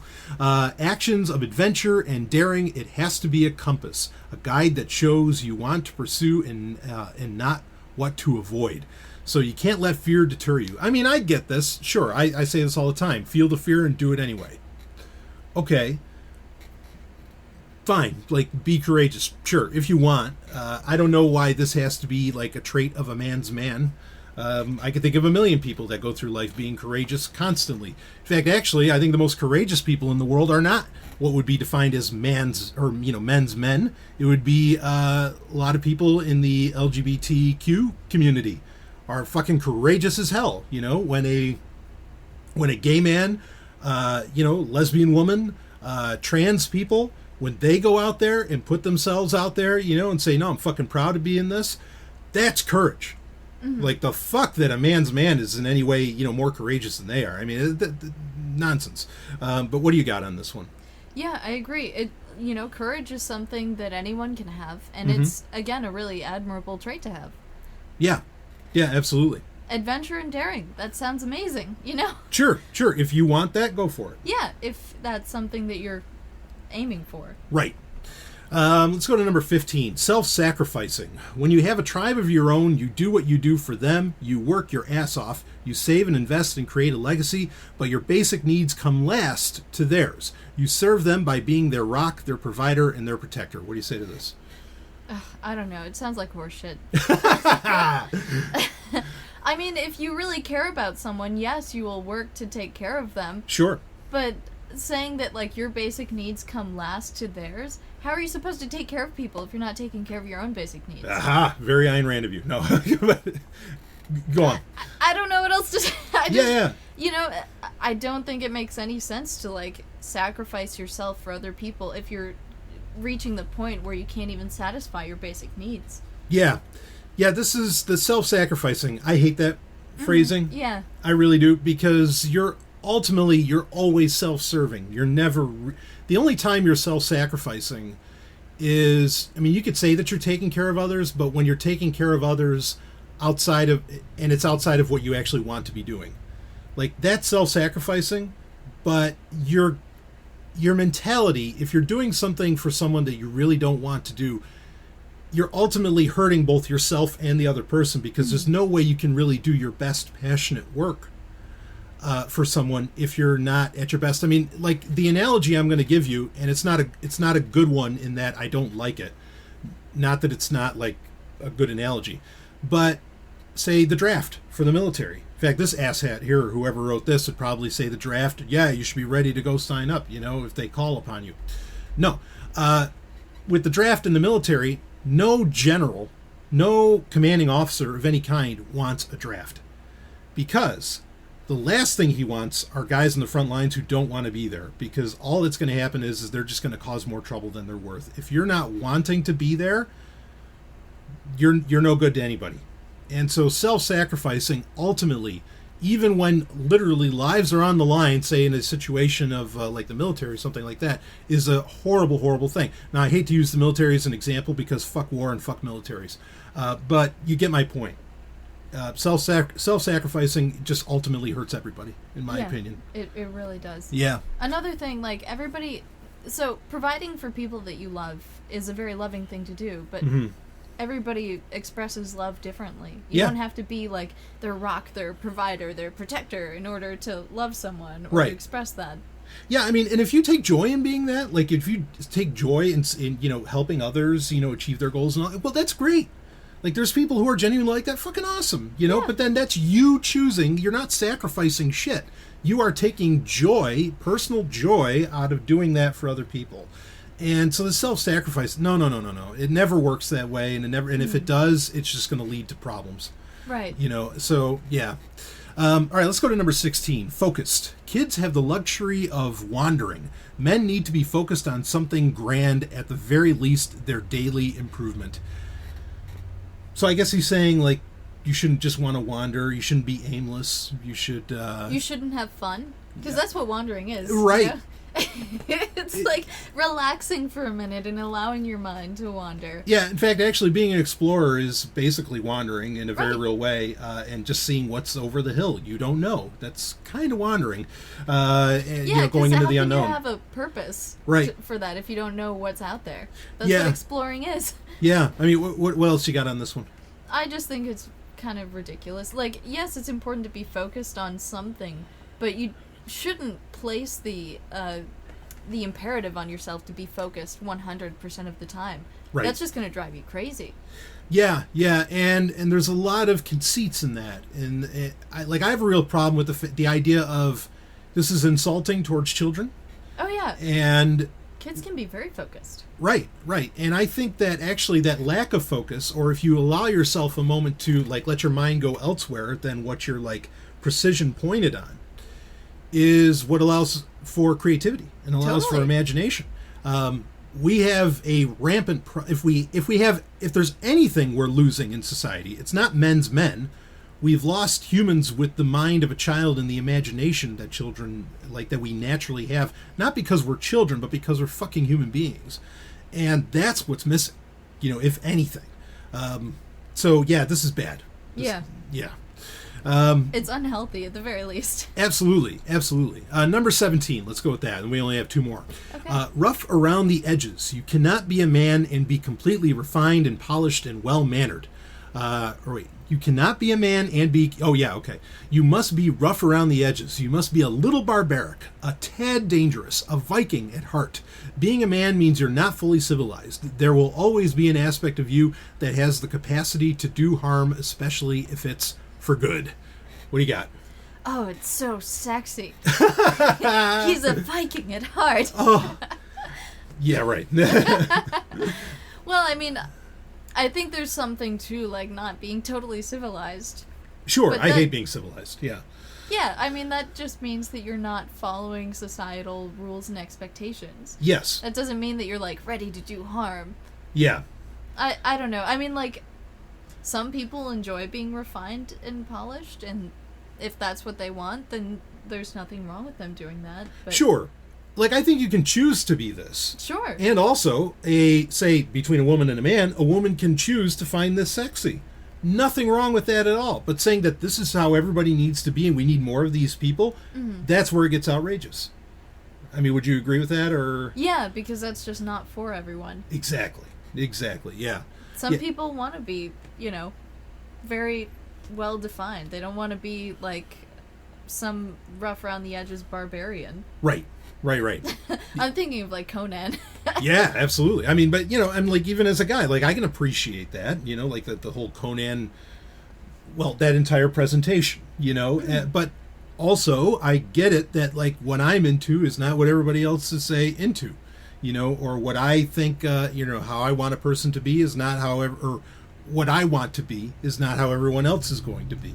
And what do you got? Yeah, and I'm just imagining, if the world was full of Conans, it'd be a pretty crazy and chaotic world. It would be. There'd probably be a lot less people. Yeah, exactly. for a few reasons. But yeah, because they're ready to do harm. Right. They have the capacity to do harm, especially for good. But, what is the good? You just have a lot of people that are, ready to fight. And there's the rub. What is the good? Yeah, I'd love to hear what this person's definition of what the good is. Yeah, we don't need more violence. Yeah, well said. All right, you want to go to number 18? Yeah, sure. Okay, disciplined. What can you accomplish if you're not disciplined? Likely nothing of value. Oof. Men need accomplishment in some form. We need to see the fruits of our endless labor, and the path to accomplishment is always discipline. Ouch. What do you think? Do you want to go first on this one? Yeah, I can go first. I mean, I get it. There's a saying from Dune, from the Dune books, which is, seek, what is it? Seek liberty and become slave to your passions, or become slave to your pleasures. Seek discipline and find your true freedom. Something like that. It goes, or like, yeah, it's something along those lines. Basically saying that only when you're disciplined can you find your, or yeah, this is it. It's seek freedom and become slave to slave to pleasures. Seek discipline and find your true liberty. That's basically how it goes. I get that concept, okay? That basically without discipline you can't actually achieve whatever the fuck it is that you want to achieve. I get that. There's some truth to it. It is a path that you can choose. But then also I know people that are, frankly, they are the sea turtles of humanity. And they just want to experience life. They want to literally, in fact, some of them were good friends who literally would do this, just wanted to ride the wave on a surfboard. And they were not, they were interested in no discipline. They were interested in achieving nothing. They had checked out of what we call civilization and this endless growth. And that is a completely valid path to choose. And a lot of those guys, frankly, had much better bodies than I'll ever have. And they did that just by coasting. I mean, again, saying that this is what we need more of, I get it.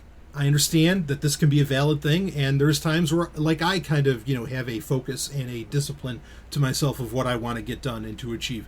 But it is not a necessity. It is not something that guarantees happiness. It is not something that guarantees your humanity. Yeah, I think you make a really good point, because this article is saying, like, you won't achieve anything of value unless you're disciplined. But again, who is deciding the value there?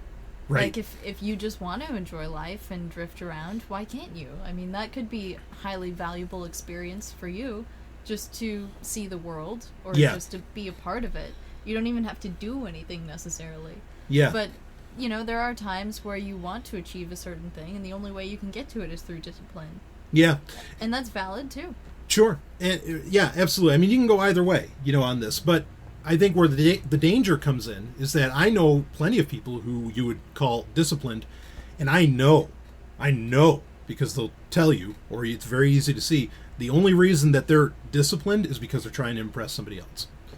And that is inherently a problem. You're not actually, in fact, if we wanted to argue for being disciplined, you're not actually disciplined if your goal is to somehow impress somebody else, and it's not something that you're trying to do for yourself, because then that goes against the argument of what I was saying about, seek discipline and find your true liberty. You're not looking for your liberty. You're looking for something from somebody else, something external. Yeah, the only real discipline is the one that you choose for yourself so that you can achieve a passion. Right, something, but that's intrinsic. That should be intrinsic. Yeah, absolutely. All right, so you want to go to 19? Yes. Let's finish this up. Let's wrap this baby up. Okay. Relentless. Who you want to become is who you are now. Be him now. Hold yourself to a higher ideal. Aspire to achieve what you want to achieve and let nothing stand in your way. The greats, Theodore Roosevelt. Okay, no, Teddy Roosevelt wasn't great. James Cook, Stephen Smith, were relentless. Nothing stopped them. Nothing. Let nothing stand in your way. Whatever it is, the reason you feel you're here. Get after it. Be the man. What do you say to that? I think the author was kind of confusing at the beginning when it said, who you want to become is who you are now.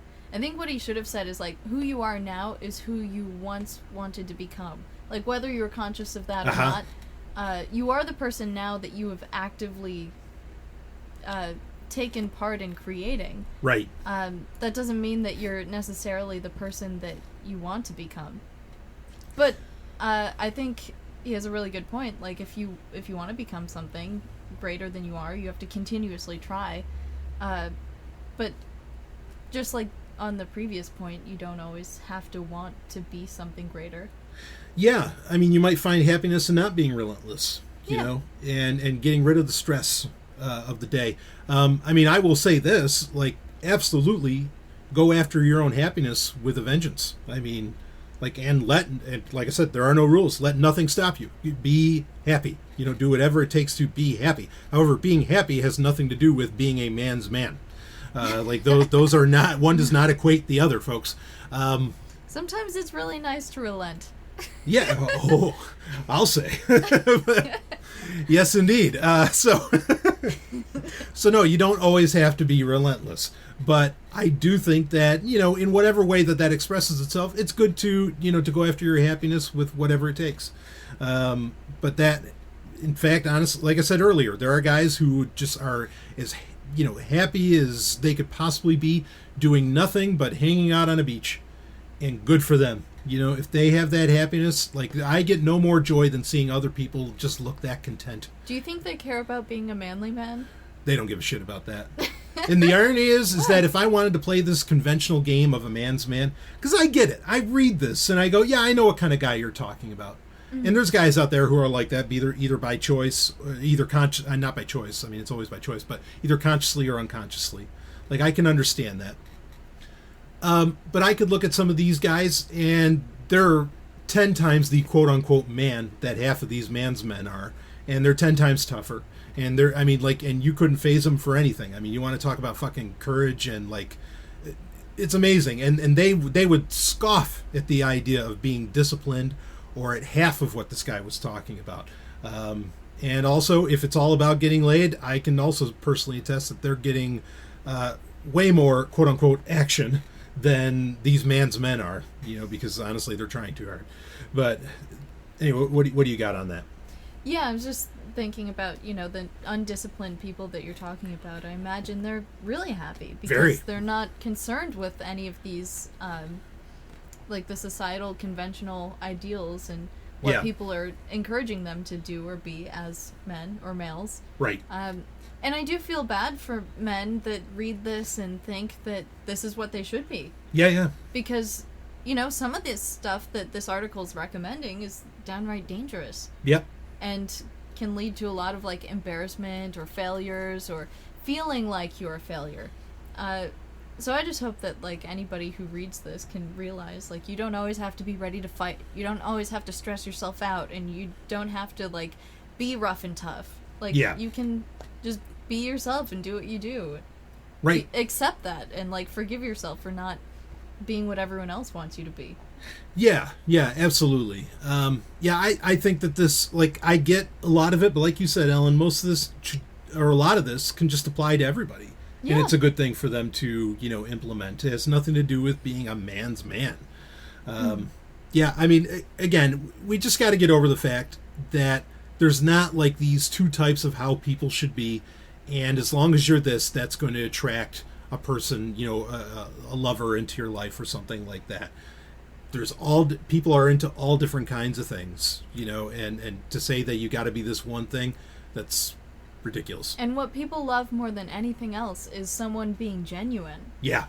Because just think about it. If you're not who you are, who you actually want to be, you're going to be unhappy, like, your whole life. Because even if you get, say, that gal or that guy or I don't know, whatever, you're constantly going to be living to, like, try and please this person, and you're never going to be, like, pleasing yourself. And guess what? When you turn 60 or whatever, you're going to, like, fucking, I just wasted my time.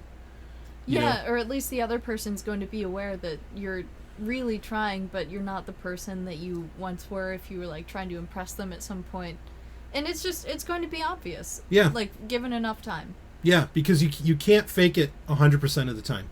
And so if you're doing that, man, you're just, it's a recipe for failure, and you're wasting everybody's time if you're fucking faking it. Just be you.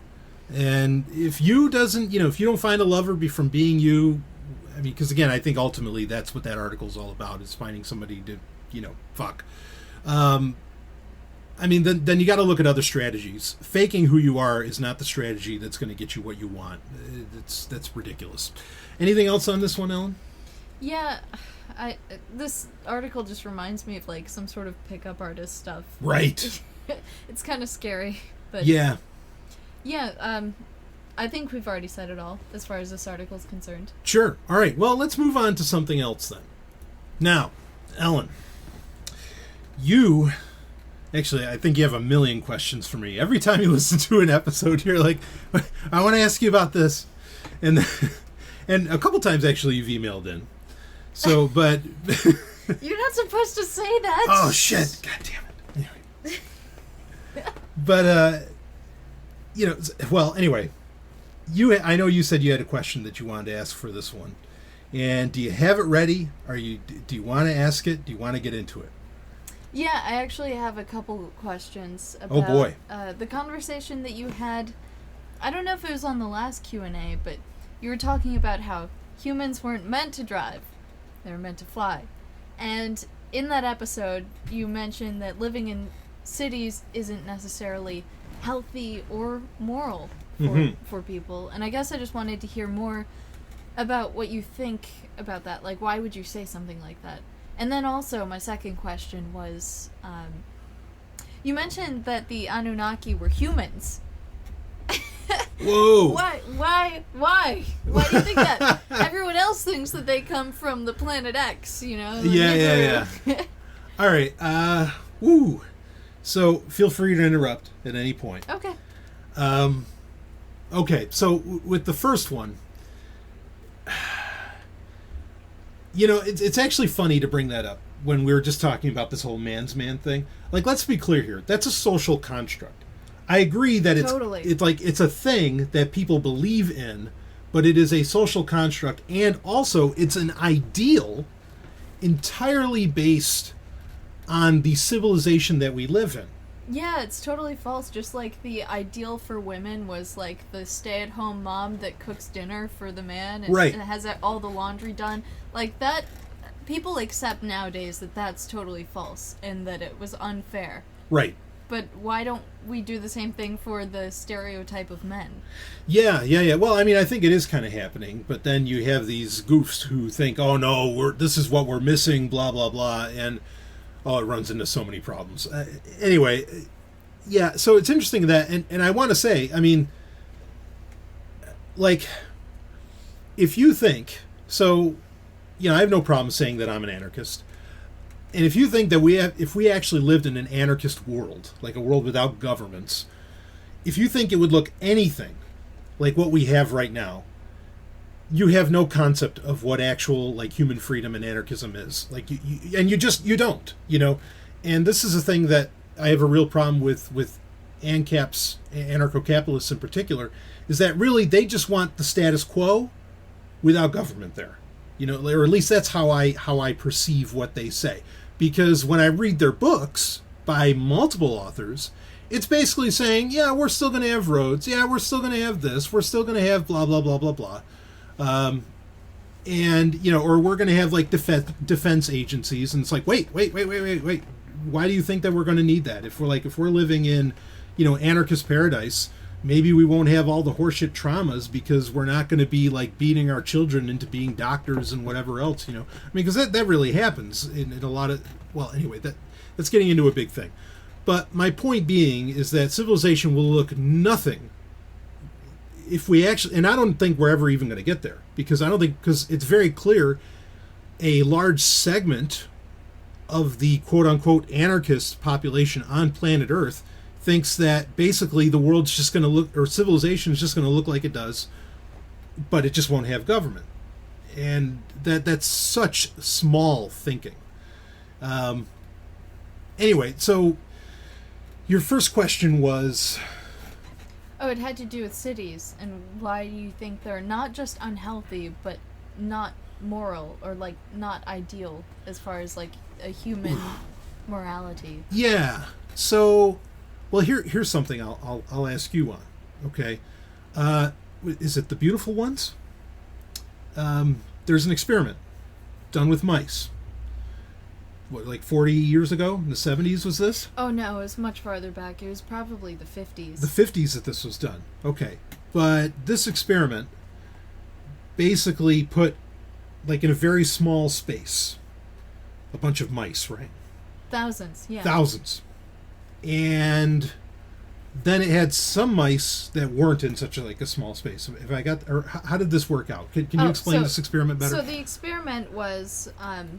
initially, there was a large caged-in area that had basically like the floor was totally open, right? And there was caging going up a certain distance, but like the mice could climb up to a certain height. So there wasn't just like horizontal space; there was also vertical space. And I think initially there was like 20 mice or something like that, and they were provided with all of the food and bedding and comfort that they could ever need. Sure. Like, all of their needs were provided for. Fully automated luxury communism. That's what they had. Yeah, exactly. Yeah. So, in a short period of time, of course, these mice had totally overpopulated the cage. They were still being fed and watered, and they had all the bedding they could ever need. But these mice ended up turning totally violent. Like, they were just attacking each other left and right. At least the majority of the population. There was about 1% of the population that lived in the highest echelons of this mouse society. Uh-huh. And they were called the beautiful ones because they weren't taking part in any of the fighting. Right. They were spending all of their time grooming themselves. But the thing is, while the rest of the mice were all fighting, they were also having a lot of sex and, like, having babies. Yeah. But these beautiful ones, they had some sort of, like, social retardation where they didn't reproduce at all. Mm-hmm. They, like, didn't even recognize that other mice were there. It was like they were so overwhelmed with what was going on that they couldn't They blanked focus. it out. Yeah, Yeah. they blinked everything out. And that kind of has, like, horrifying implications for humanity, you know? Like, if we're put in a limited space with tons of overpopulation, and, like, you can already see that this is true in cities. Like, Uh-huh. I guess this is the parallel you might have been trying to draw. Uh-huh. When overcrowding happens, of course people are going to fight and lash back at other... Like, everyone's up each other's ass. Like, Yes. Yeah, absolutely. Yeah, and so yeah, you hit it. And now, humans aren't mice. You know, we got to make that clear. Sure. But our instincts and some of our needs are, you know, shared. Many of them, in fact, are. I grew up in New York City, and one thing you learn in New York City is to say sorry a lot. And the reason you do that is because if you just accidentally rub your pinky against somebody the wrong way, and I mean this seriously, you could get a knife in your back, you know, or in your gut. And so you get very used to very quickly learning to just say sorry, you know, for the slightest mishap. And I've gotten criticized my whole life for saying sorry too much. And I'm like, well, and it's by people who clearly aren't from New York. And I'm not wearing that like any kind of badge of honor. I'm just saying. But that's the thing, is that we're not meant to like constantly just be like rubbing against each other all the time. And that's exactly what happens, is you get constant agitation. And we're also not meant to, like, we don't need to be constantly apologizing to each other or anything, but like you have to do that in a city when there's that many people walking that much together, you know, and all this. I mean, and oh man, I mean, that's one aspect, you know, but it's this constant tension of like people just being way too close. And it's not, I mean, I think that obviously there is a pleasure of being really close with someone else physically. But when you have no idea who, and you can't possibly know, because we have something called Dunbar's number, okay, which is where, you know, it's theorized that humans can only have meaningful relationships, not even deep ones, just meaningful in some way, with up to anywhere it's between 150 to 250 people. A city is the complete antithesis of that. So is the internet, which I've brought up many times, that there's a problem there too.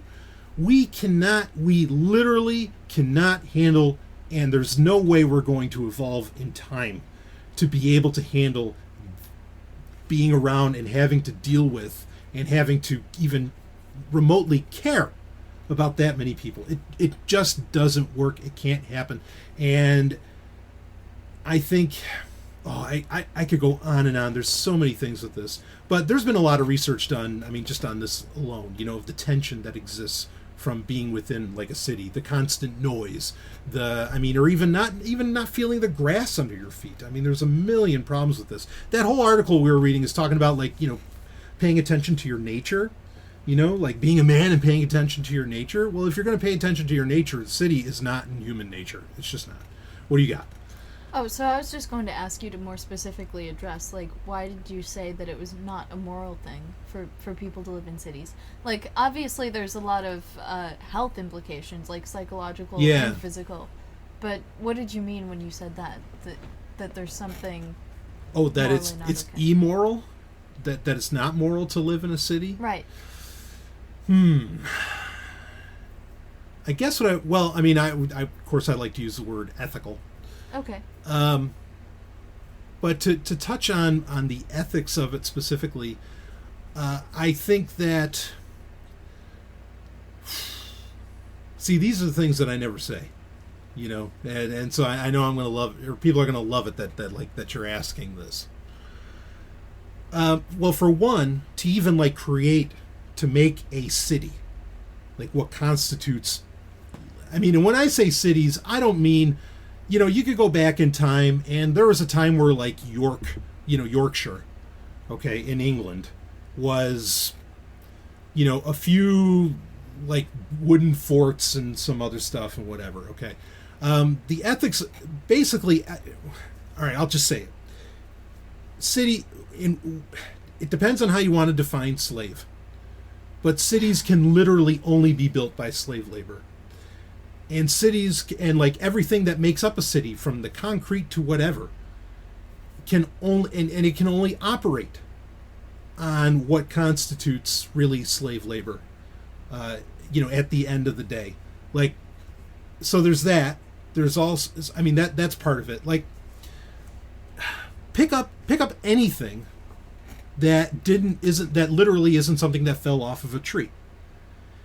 And I think you run into a very deep question of, was this something that was, say, ethically made? Like, what did it take to produce this? And there's probably government money in there somewhere. Like, there is literally today, there's pretty much no such thing as private industry. It just doesn't exist. I mean, if somebody wants to say, well, Brian, you're private industry, you're making your own podcasts and you get paid for that. Are you kidding me? Like, my Lenovo ThinkPad is a product of the Chinese government and was probably done under like horrendous working conditions. I mean, who the fuck knows what Amazon did to get that microphone, to be a thing? Like, there is no such thing. I mean, you have agorists out there that are activists that are really trying to make stuff like privately and all that, but I mean, the best you get out of that most of the time is like maybe a candle or like a service out of that. I mean, you run into so many issues with that sort of thing. So there's that part of it. The other part is that cities themselves, as they are designed, are, and like, I think that the very nature of why cities became a thing was not to allow for trade. It was to allow for the shoring up of military might. Like, that is the entire purpose of a city in human history. And that's a problem. Like, that is, because I think militaries are completely unethical. And I don't care if you want to claim that it's a private military or if it's a government military, they are completely unethical, and that is at the heart of every single city. So, or I mean, in my opinion, and it's not just my opinion. I mean, you can read the history, and that's kind of what I talked about in that Q&A. But what do you got? Do you have a question for that? Yeah. So I guess I have two questions. Yeah. So are you saying that slave labor is essentially like any work that someone does where they're not properly compensated, where they're not totally happy with what they're doing, or they don't feel like they're getting enough money, or the conditions are dangerous or something?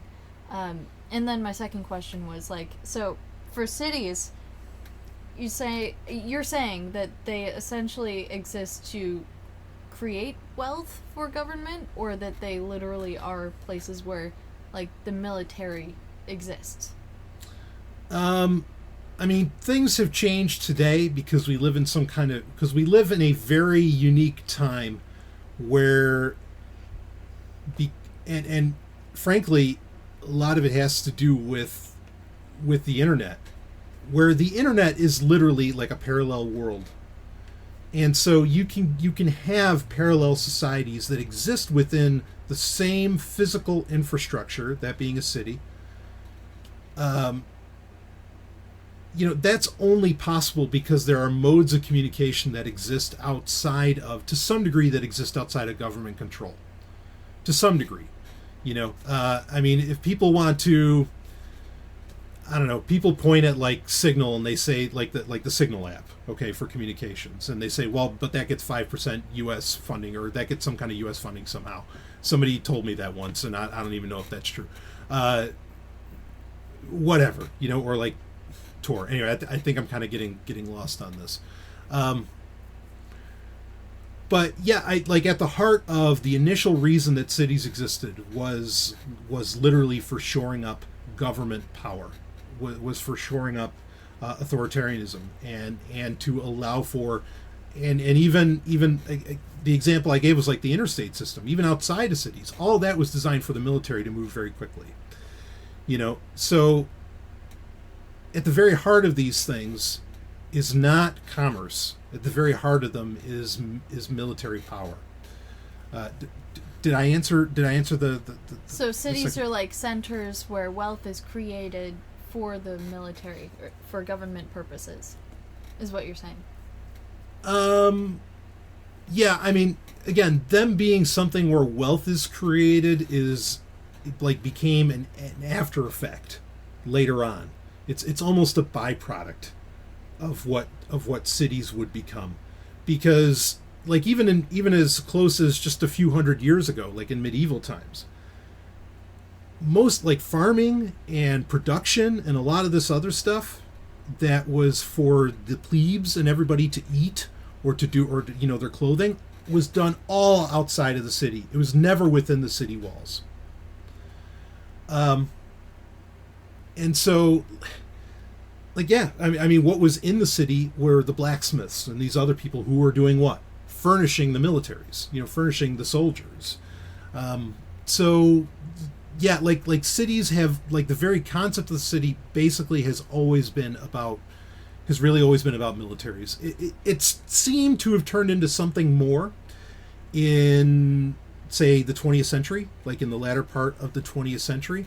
But I don't know that has to do with, like, that's necessarily because of private industry. That argument, like, someone would have to make that argument for me. But basically, we're building on top of something that is inherently about shoring up power, like at its base, and that's exactly what cities are ultimately. So what was the first part of that you wanted me to clarify? My other slave question labor. was about slave labor. Yeah.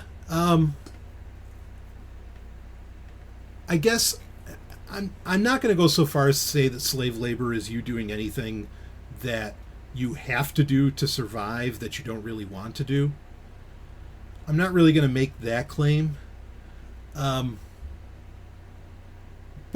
if we are effectively like all tax slaves, I mean, my use of the word slave labor comes more from like where, capitalists want to say that, well, if you're taxed, you're a slave, and, we're all technically slaves under the government and blah, blah, blah. If cities are shoring up of power, then that is something that is ultimately being done antithetical to healthy human growth, like an individual's growth. So they're working against their own best interest, and so I guess you kind of argue that they're being a slave. Like it's funny. So there's an episode of Star Trek, we haven't gotten to it yet because we're rewatching the entire original series. There's an episode of Star Trek called Bread and Circuses from the second season. Great episode. And in it, they find an Earth where the Roman Empire never fell. And the Romans never stopped, having slaves. But now the slaves were, but now it was like 20th century Rome. And they had TV and they had all this other stuff. And the slaves, though, were largely fine with whatever was going on because they were given medical care, they were given all this other stuff. But the funny thing is you kind of realize that, well, it's basically just 20th century Earth, just it's Rome that's in charge instead of the U.S. government. But it's the same fucking thing. And so you sort of realize that in a very real way, without us having actual agency, we're all kind of slaves.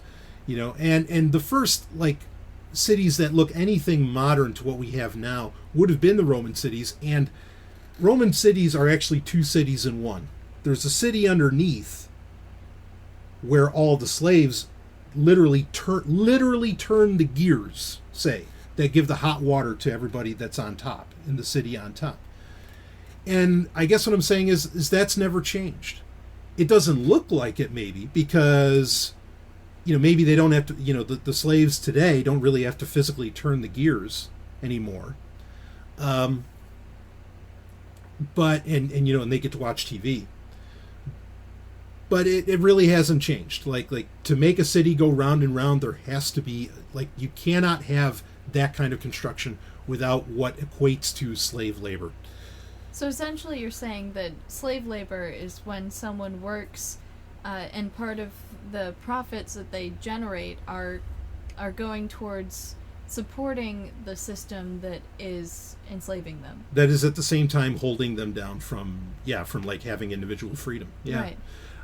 And I want to say this before anybody turns this off. Like, I'm very careful to use the word slave. I don't like using that paradigm, because I am not suggesting that people today are going through what black people had to deal with, for even after the Civil War, quite frankly, and maybe even are still dealing with to this day. I'm not claiming that at all. And I get annoyed when people, like, I don't even like the tax slave argument. Like, I don't dig that.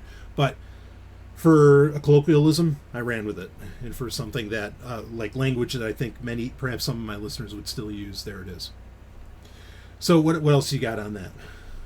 I guess that was my question. Yeah. I mean, to put it simply, I think if humans were genuinely free, you couldn't build a city. Like, no one would do that. Like, seriously, people would be taxi drivers? My fucking ass. Like who? People are going to run a massage parlor? Like, who the hell wants to massage 12 people a day? I just don't believe it, that there's a person that genuinely wants to do that. Like, if you had 100% choice of what you want to do in life and all this, boy, that's a big ask. Because I've seen it. I've seen the people because you're probably not going to turn away unless you're going to be like, well, I'm only going to massage beautiful people. I don't know. You're going to run into problems. So anyway, all right. Now you had another question about why the Anunnaki are humans. Yeah. Well, thanks for addressing my questions about why it's not ethical to live in cities. I mean, I feel a lot better about my lifestyle choices now because of that. Sure. Well, what do you think? Like, I'd love to hear. I mean, did I say something crazy? Because, like, I'm totally open to that.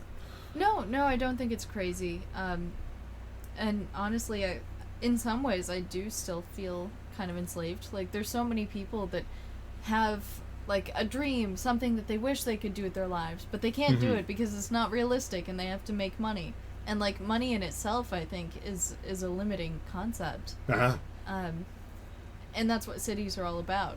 Right. It's the generation of wealth.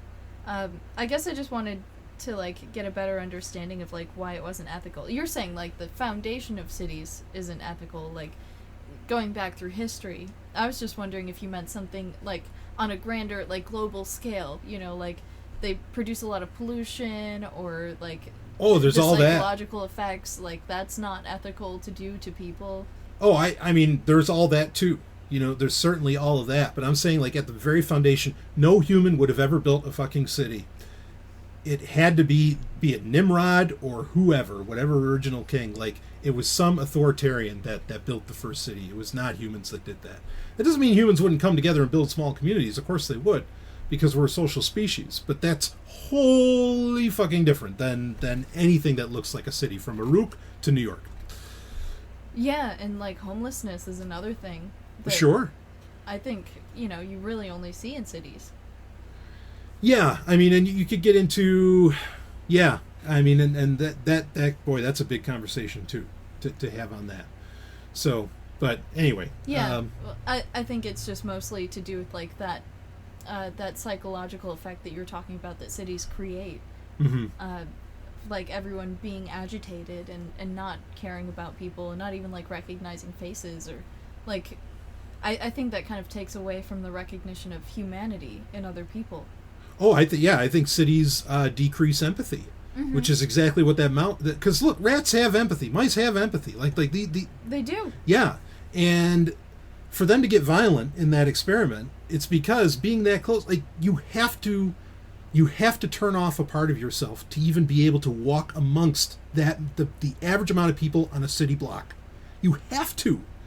And that empathy and that turning off of that part of you is absolutely, I think, why people either A, don't care about the homeless people and they let Rudy Giuliani go ahead and kick them all out or kill them or do worse, or whatever. Well, I mean, what's worse than death? But or do whatever. And yeah, I mean, this is what gets me, is that people don't understand that, like, everything is wrong. Like it's all wrong. If we actually had anarchism, if we had genuine no rulers, nobody's over another person, things would look so wildly different. Like wildly different. I can't even, and one person could. I couldn't begin to guess what things would look like. But I do know that there's no way it can look like we would have ever, like, in fact, honestly, if things were always anarchistic, I don't know if we could have gotten from there to here. You know, I don't know. Like, because if you don't have those people putting the bricks on the pyramid or whatever, I don't know if we would have gotten from there to here. And if being here is ultimately good, oof. You know, I mean, you've got some questions to answer. You know, if you're saying that the means justify the ends, I don't know. You know, and I'm not making an argument for rewilding. I'm not saying that at all. I'm just saying things would look very different. So, anyway, do you have anything more on that, Ellen? Yeah, well, I'd love to have this conversation more another time, but I want to get to my second question. Yeah, we're running out. We're going to do 2 hours here, Ellen. Jesus. Yeah. Right. Maybe even more. Yeah. Go for it. Yeah, so my other question was, why do you claim that the Anunnaki were simply humans? Ooh, doggy. I think I mentioned this point recently in some episode somewhere. The idea that they are gods, the idea that, like, so Anunnaki means, though in Sumerian, which they were these Sumerian gods, who apparently gave the Sumerians, the ancient Sumerians, culture. It's debatable whether or not the Anunnaki were behind the first cities or anything like that. That's a whole other can of worms. But for the Anunnaki, that phrase means those who from heaven to earth came. Okay, or from the sky came. Because heaven can mean a lot of different things. Okay, because if you're going to argue that, you have to ask, okay, wait, what does heaven mean to a Sumerian? Like, so you're saying the Sumerians, because, like, you're going to have to make the conceit. If that's the definition, you have to make the conceit that either they thought that the stars were stars, and then you're giving them you're conceding that they had a lot more knowledge than most people want, that most archaeologists would want to concede that they have, or they just mean the sky in general. Okay, and so heaven, I think, is fair to say that in modern translation just means the sky.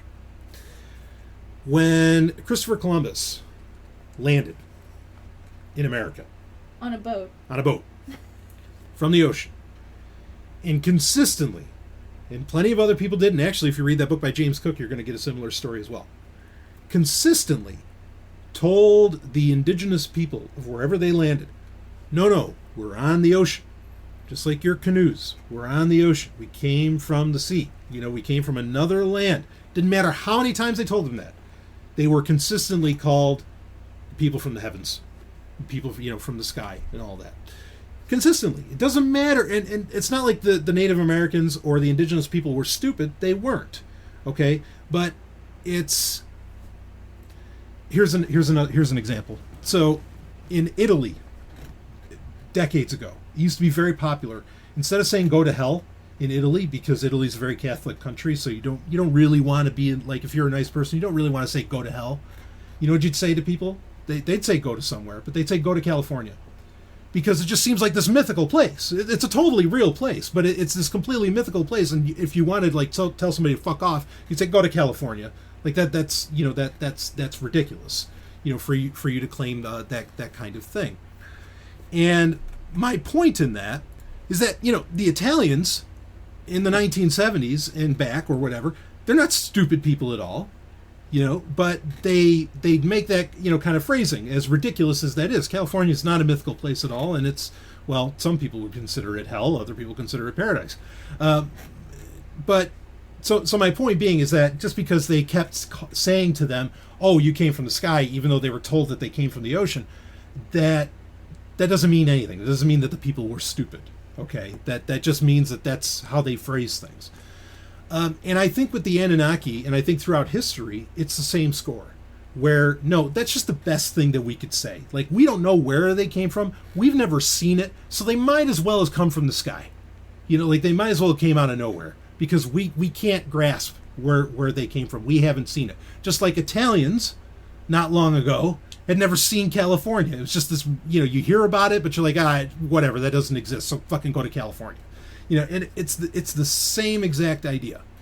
And so, But then you read the story of these Anunnaki, and there's plenty of them. Epic of Gilgamesh, Descent of Inanna, or Descent of Ishtar, depending what version you're reading. You have all these different stories that you can read, and everything is... all these things that these people do are very human things. You know, where a person's sad over their husband dying, or someone wants to, I don't know, stoop for a few days, like nonstop, or like they want to fuck. All of these different things that you read about, and they even had, as it appears, monarchies. I think it's because they were very human. So you read about them like they were human beings, and that's because that's what they were. If they were actually like aliens, this is something I kind of agree with, is that any species that could make it from another star system to ours, you can't get there being a militaristic, monarchistic asshole. Like I don't think you'd be able to survive. You couldn't exist on a spaceship that long, to pull that off. So there's I think it's basically implied that you'd have to be a far more peaceful people if you could make that trip.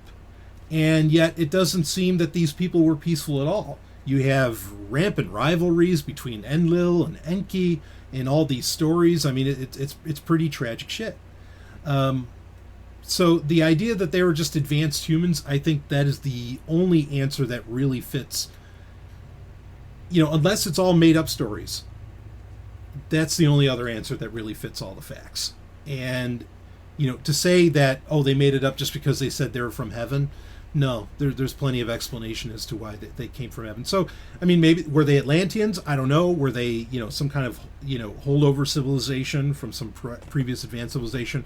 Something like that, maybe, but that makes the most sense. So that's why I say that the Anunnaki were very human. And they're also not drawn very alien either. I mean, they have wings, but that doesn't mean anything. That just means they can fly. And so you're saying they had some advanced technology? Oh, absolutely. And I mean, you look at it, and it's true. Like it does look like they're wearing wristwatches, and they did hand down something to the Sumerians, be it laws or whatever.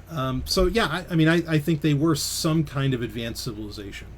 And the other part that people have to accept is that, or they don't have to accept it, but it's a good idea if you want to read these things as for what they are, is that most of our ancient cultures totally recognize that there were previous human cultures, there were previous ages, not alien cultures, previous human cultures, and that it's so common, it's so across the board, that the fact that we just want to treat it all as being aliens or gods or mythology in general, or some kind of pseudo history is, it's outrageous. Like then you better not accept Jesus Christ as being a real human being, because there's more evidence that there were previous, not even technologically advanced cultures, but that there were previous human cultures, massive cities, well before supposedly the first city on Earth ever got built, some odd 9,000 years ago. You'd have to believe those stories. If you think that even George Washington was a real person. Because if you take there's something called the George Washington test that, proved that George Washington existed. Turns out that's really fucking hard to do. Like, to really prove scientifically that George Washington was an actual person. A lot of things would fail the George Washington test. Jesus fails the George Washington test. George Washington obviously fails the George Washington test. So if you accept these things as fact, then you have plenty of evidence, in fact, about just as much evidence as that there was a George Washington, that there were human civilizations that go back tens of thousands of years. But archaeologists would tell you that that's impossible. Not alien civilizations, human civilizations. So anyway, what do you got, Ellen? Okay, so did they come from the sky? What does that mean? Did they live on another planet? No. I think that goes back to, like, with Columbus, where they just use the word the sky because it's just like, it might as well be. It could be from anywhere. It could have been from the sea, and which is entirely possible, especially if, I'm open to this, that Antarctica, not long ago, could have, or well, I mean, maybe it's long ago. It depends. That's a subjective phrase. A few thousand years ago. But that Antarctica was habitable, and then that could be covering an entire civilization that we have no idea about that once existed. There's plenty of evidence for that. So yeah, they could have just come from the ocean, or maybe they had flying machines of some kind. I don't think that's hard. I think that the Egyptians had flying machines. Whoa. Yeah, sure. So, I'm not going to say how advanced they were. They weren't, F-35s, even though actually I'd rely on an Egyptian flying machine before I'd rely on an F-35, but you get my point. So, yeah, I think that's really all that means. I mean, maybe they landed, and that's why they called them from the sky, but it could mean anything. Saying that they're from the heavens could literally mean anything historically. But not other planets. I don't buy that. Okay, so you don't think aliens have ever visited the planet, but you think that human civilizations have been around for tens of thousands of years, and that they were previously more advanced or equally advanced as people today. Yeah, yes. I would argue that I would actually, frankly, I would argue that there were probably, at least as advanced as today or advanced in a different style, but certainly they weren't stone knives and bearskins. I'll give them that. And I'm open to them having airships. So what happened to the Anunnaki? Did they go to Planet X? No, oh boy. Oh, jeez. Ellen. Like, you want me to give it all away? Like, so here's the thing, is that there's so much to like, and I know a lot of people ask me this stuff, but there's so much in that you have, so much groundwork you have to lay before you sound, at least you don't sound a little bit insane, or to where you sound at least slightly sane is what I mean. It's a lot of groundwork I have to lay out. All right, well, do you want me to just answer it straight? We don't have to do it now. Yeah. We can save it for next time. Yeah, we can save it for next time. Okay. So, but yeah, I think the Anunnaki were human. I mean, advanced culturally, technologically. How far that advancement went, I don't know, but probably fairly advanced. I mean, I'll say this. I'll give this nugget. I mean, I think a lot of pyramids and a lot of these other megalithic structures, I think they were landing platforms for humans, not aliens, but they were landing platforms, and it was a network that went all around the world. So I'm totally open to that. How do you top that? Yeah, we'll run with that. Well, I mean, what do you think about the Anunnaki? I mean, you've watched some Ancient Aliens. We've watched that together. What do you think? Oh, I don't have any thesis formed yet. I couldn't tell you. I mean, you know better than I do. I've just heard things. Let me ask you this. So, do you think aliens have been to Earth? Dun, dun, dun, dun. I don't know. Okay. I mean, even in the it's a great scientific answer. Seriously. Yeah, I mean, it's really hard to say yes or no to that because, I mean, even in the Ancient Aliens things that we've been watching, a lot of things you could attribute to advanced humans, but then there are some things that don't seem to really align with that, like the Dogon people. How do they know that there's like that Sirius B star? Yeah. Well, but I mean, you know that you just can't explain that except for someone had that knowledge, and it seems highly specific. I mean, we have it now. I keep hitting my head. Anyway, we have it now. So, like, an advanced human civilization could have had it before. We have it now because we have a giant space telescope. Right. Right. I don't know. Did people have that tens of thousands of years ago? Well, this is... Great imaging software. With what we, in modern times, have sent up into space, there have been times where we have taken pictures of things orbiting this planet, or what appear to be things orbiting this planet that we didn't send up there. And people can look into these. We're not going to get into that conversation now, but I think there's some evidence that there have been orbiting objects, perhaps. Well, anyway, I mean that runs into problems in and of itself, because then, well, wait, how long can something actually hold in orbit? But anyway, it's a great question. Those are great questions. But I think your answer of I don't know, I mean, ultimately, nobody knows. Like, I can say, no, I don't think aliens have been here, but that's all I can say is I don't think so. Yeah, it's really highly improbable. Right. Based upon our understanding of physics. Yeah, not just that. I mean, if an alien is coming from 10 or even 1,000 light years away, right, how are they going to pick out the Earth? I mean, unless they're... So maybe, like, 50 light years away, they could be picking up, like, TV or radio signals. Yeah. But if they're farther than that, they're not even going to have a signal coming from Earth. How are they going to pinpoint it? Right. It's just like, it's another speck of light in the sky. Yeah. There's nothing special about it. What would draw you here? Absolutely. No, I totally agree with you on that. And, yeah, I mean, that goes true also for our own search for extraterrestrial life with SETI and all this, is that, like, how do you even find that needle in the haystack? I mean, we get it what they're trying, but those are very limited means of how we're trying to search for that life. So, anyway, great points. So do you want to move on to our album of the week, and then we can wrap this thing up? Sure, let's do it. Because we've been rocking for 2 hours here. So an exciting 2 hours. Yeah, riveting. So we'll do album of the week, and I'll mention mine first, and I won't spend a ton of time on it because there's not a whole lot to say. But then, Ellen, I'm going to let you put in an album of the week, and you've got a doozy, I must say. Yeah. So my album of the week is by someone who we're a mutual fan of, that being Joe Satriani. Yes. I mean, boy, talk about one sexy man. I'll say it. So he is a piece of work, that one.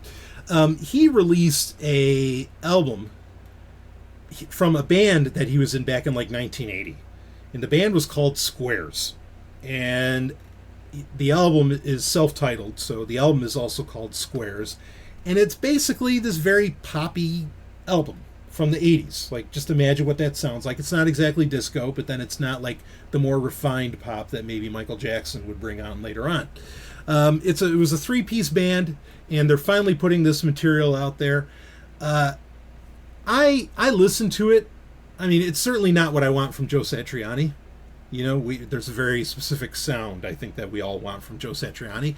But it was kind of fun to hear. I mean, it's really sort of, if you're into Joe Satriani, it's a historical oddity, to listen to the sound that he had at one point. And I listened to an interview by him, and he basically said, yeah, this was just the hip thing to do in like 1980. Like, this is the kind of band that you would end up being in, even at that time he would be much more of a metal guitarist, basically. I guess you could argue.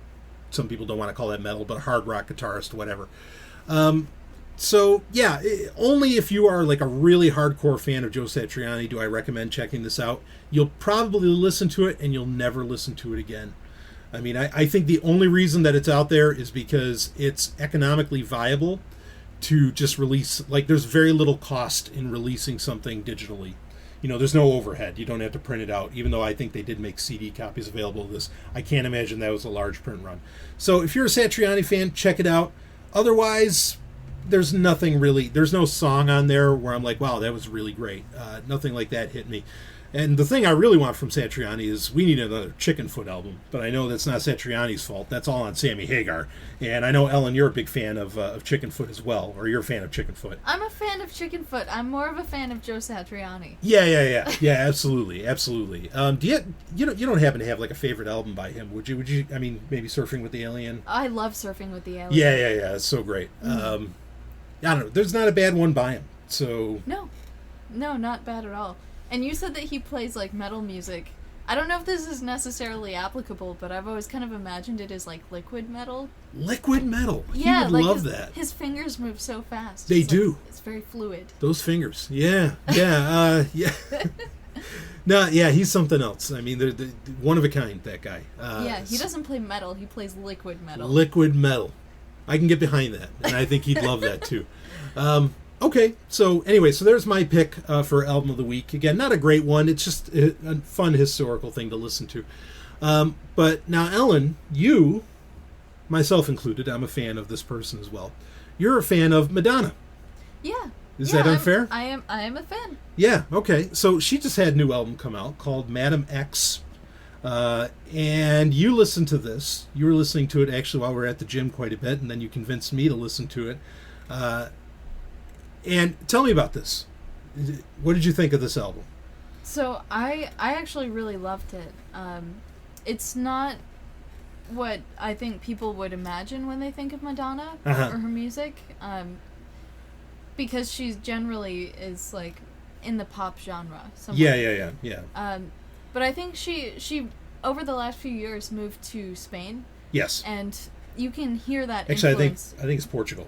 Portugal. Yeah, okay. But anyway, go ahead. Yeah. So you can hear a lot of that influence in the music that she's made on this album. But the reason that I love it, I mean, it's not just the sound and the style of it, but it's really powerful. Like, it's called Madame X, and funny enough, we were like reading the Wikipedia page about it. And there's a YouTube video that's mentioned where she does like an introduction to Madame X and who she is. Right. Like she's a spy and she's a secret agent. Yeah. Yeah, secret agent and a mother, a daughter, a whore. She's like all of these things. Yeah. She travels around the world and fights crime and does good, and she sounds amazing. Right. But yeah, in this video you can kind of hear like a clip of one of the songs on this album, and I thought it was like so powerful. The album in itself and her presentation of it, like if you listen to the album you'll understand the video a lot more. Right. But she's basically making like these really strong political statements, not just political, but she's like calling people out. Yeah. As far as like their ethics. Like, there's a song on this album, I think it's called Killers Who Are Partying or something like that, and she's literally saying, like, I'll be a poor person if they're humiliated. I'll be the child if they're abused. Like, she wants to be there for people. And she's kind of, like, encouraging other people to do that. And there's songs where she's, like, asking for mercy and telling people, like, you know, stand up for yourself. Seek it out. I think my favorite song on the album, though, is the second track. Is called Dark Ballet, and it's, you know, she's like singing about how she doesn't care what people say about her life, right? Because the world that everyone else is living in is like so fucked up. It's totally it's in flames. Right. And yeah, I thought it was really powerful and artistic, and yeah, I don't know what else to say about it. No, well, I mean, she's to the point where she can do that. You know, like she can make an album like that and it will sell, you know, because, I mean, in the 80s, obviously, she had to do your more mainstream pop stuff and all that. In the 90s, she got, well, shall we say, metaphysical. And I mean, now she's to the point she can really just do whatever she wants, you know, and she just made it that far. I liked it a lot. I listened to it. I was like, wow, this is really, really solid stuff. Because I hated, there was the album Hard Candy, which isn't her last album. She's had 2 albums previous, MDNA, and then I forget what the other one was called. But Hard Candy I thought was so horrible that like I kind of tuned out Madonna. But then this album, I was like, oh, no, she's back. She's on. Like, this is her, you know, really doing her whatever the hell she wants. So yeah, I liked it a lot too. And Dark Ballet, I agree with you. That is it's probably the best song I think on the album. Yeah, even the opening track was really precious. Like she's singing about, you know, imagining when she was a teenager, doing all the things that she wanted to do. Was that Medellin? Is that the first song on there? Yeah, yeah. That was agreed. Yeah, that was solid. I think there are only a couple tracks on here that I wasn't a fan of, but I mean, one of them was, I think, completely in Spanish, so I couldn't understand it anyway. Yeah. Or whatever dialect they speak in Portugal. But there was another song, it's called Crave, which I just thought was like a traditional pop song like you would hear on the radio. Yeah. And it was one of the first ones that showed up on YouTube from this album, so it's going to be like the hit because it's not as intellectual, but that's all right. There's a statement in that in which there's a point, there's a conversation in what you just said. We don't have to have it now. Yeah. But because this has been going long enough. You talk about it all the time. We're like, you know, if something is going to appeal to a large number of people, it can't really be full of meaning. Exactly. Yeah, no, I totally agree. That is the nature of entertainment today. But yeah, you and I are, I think hopefully I can edit it out if we can't safely say this. You and I are, we're secret pop fans, Like, we love Britney. We're both big fans of Britney, and some others. So, that's... Yeah, that kind of music has its place in time. Something that's really weird.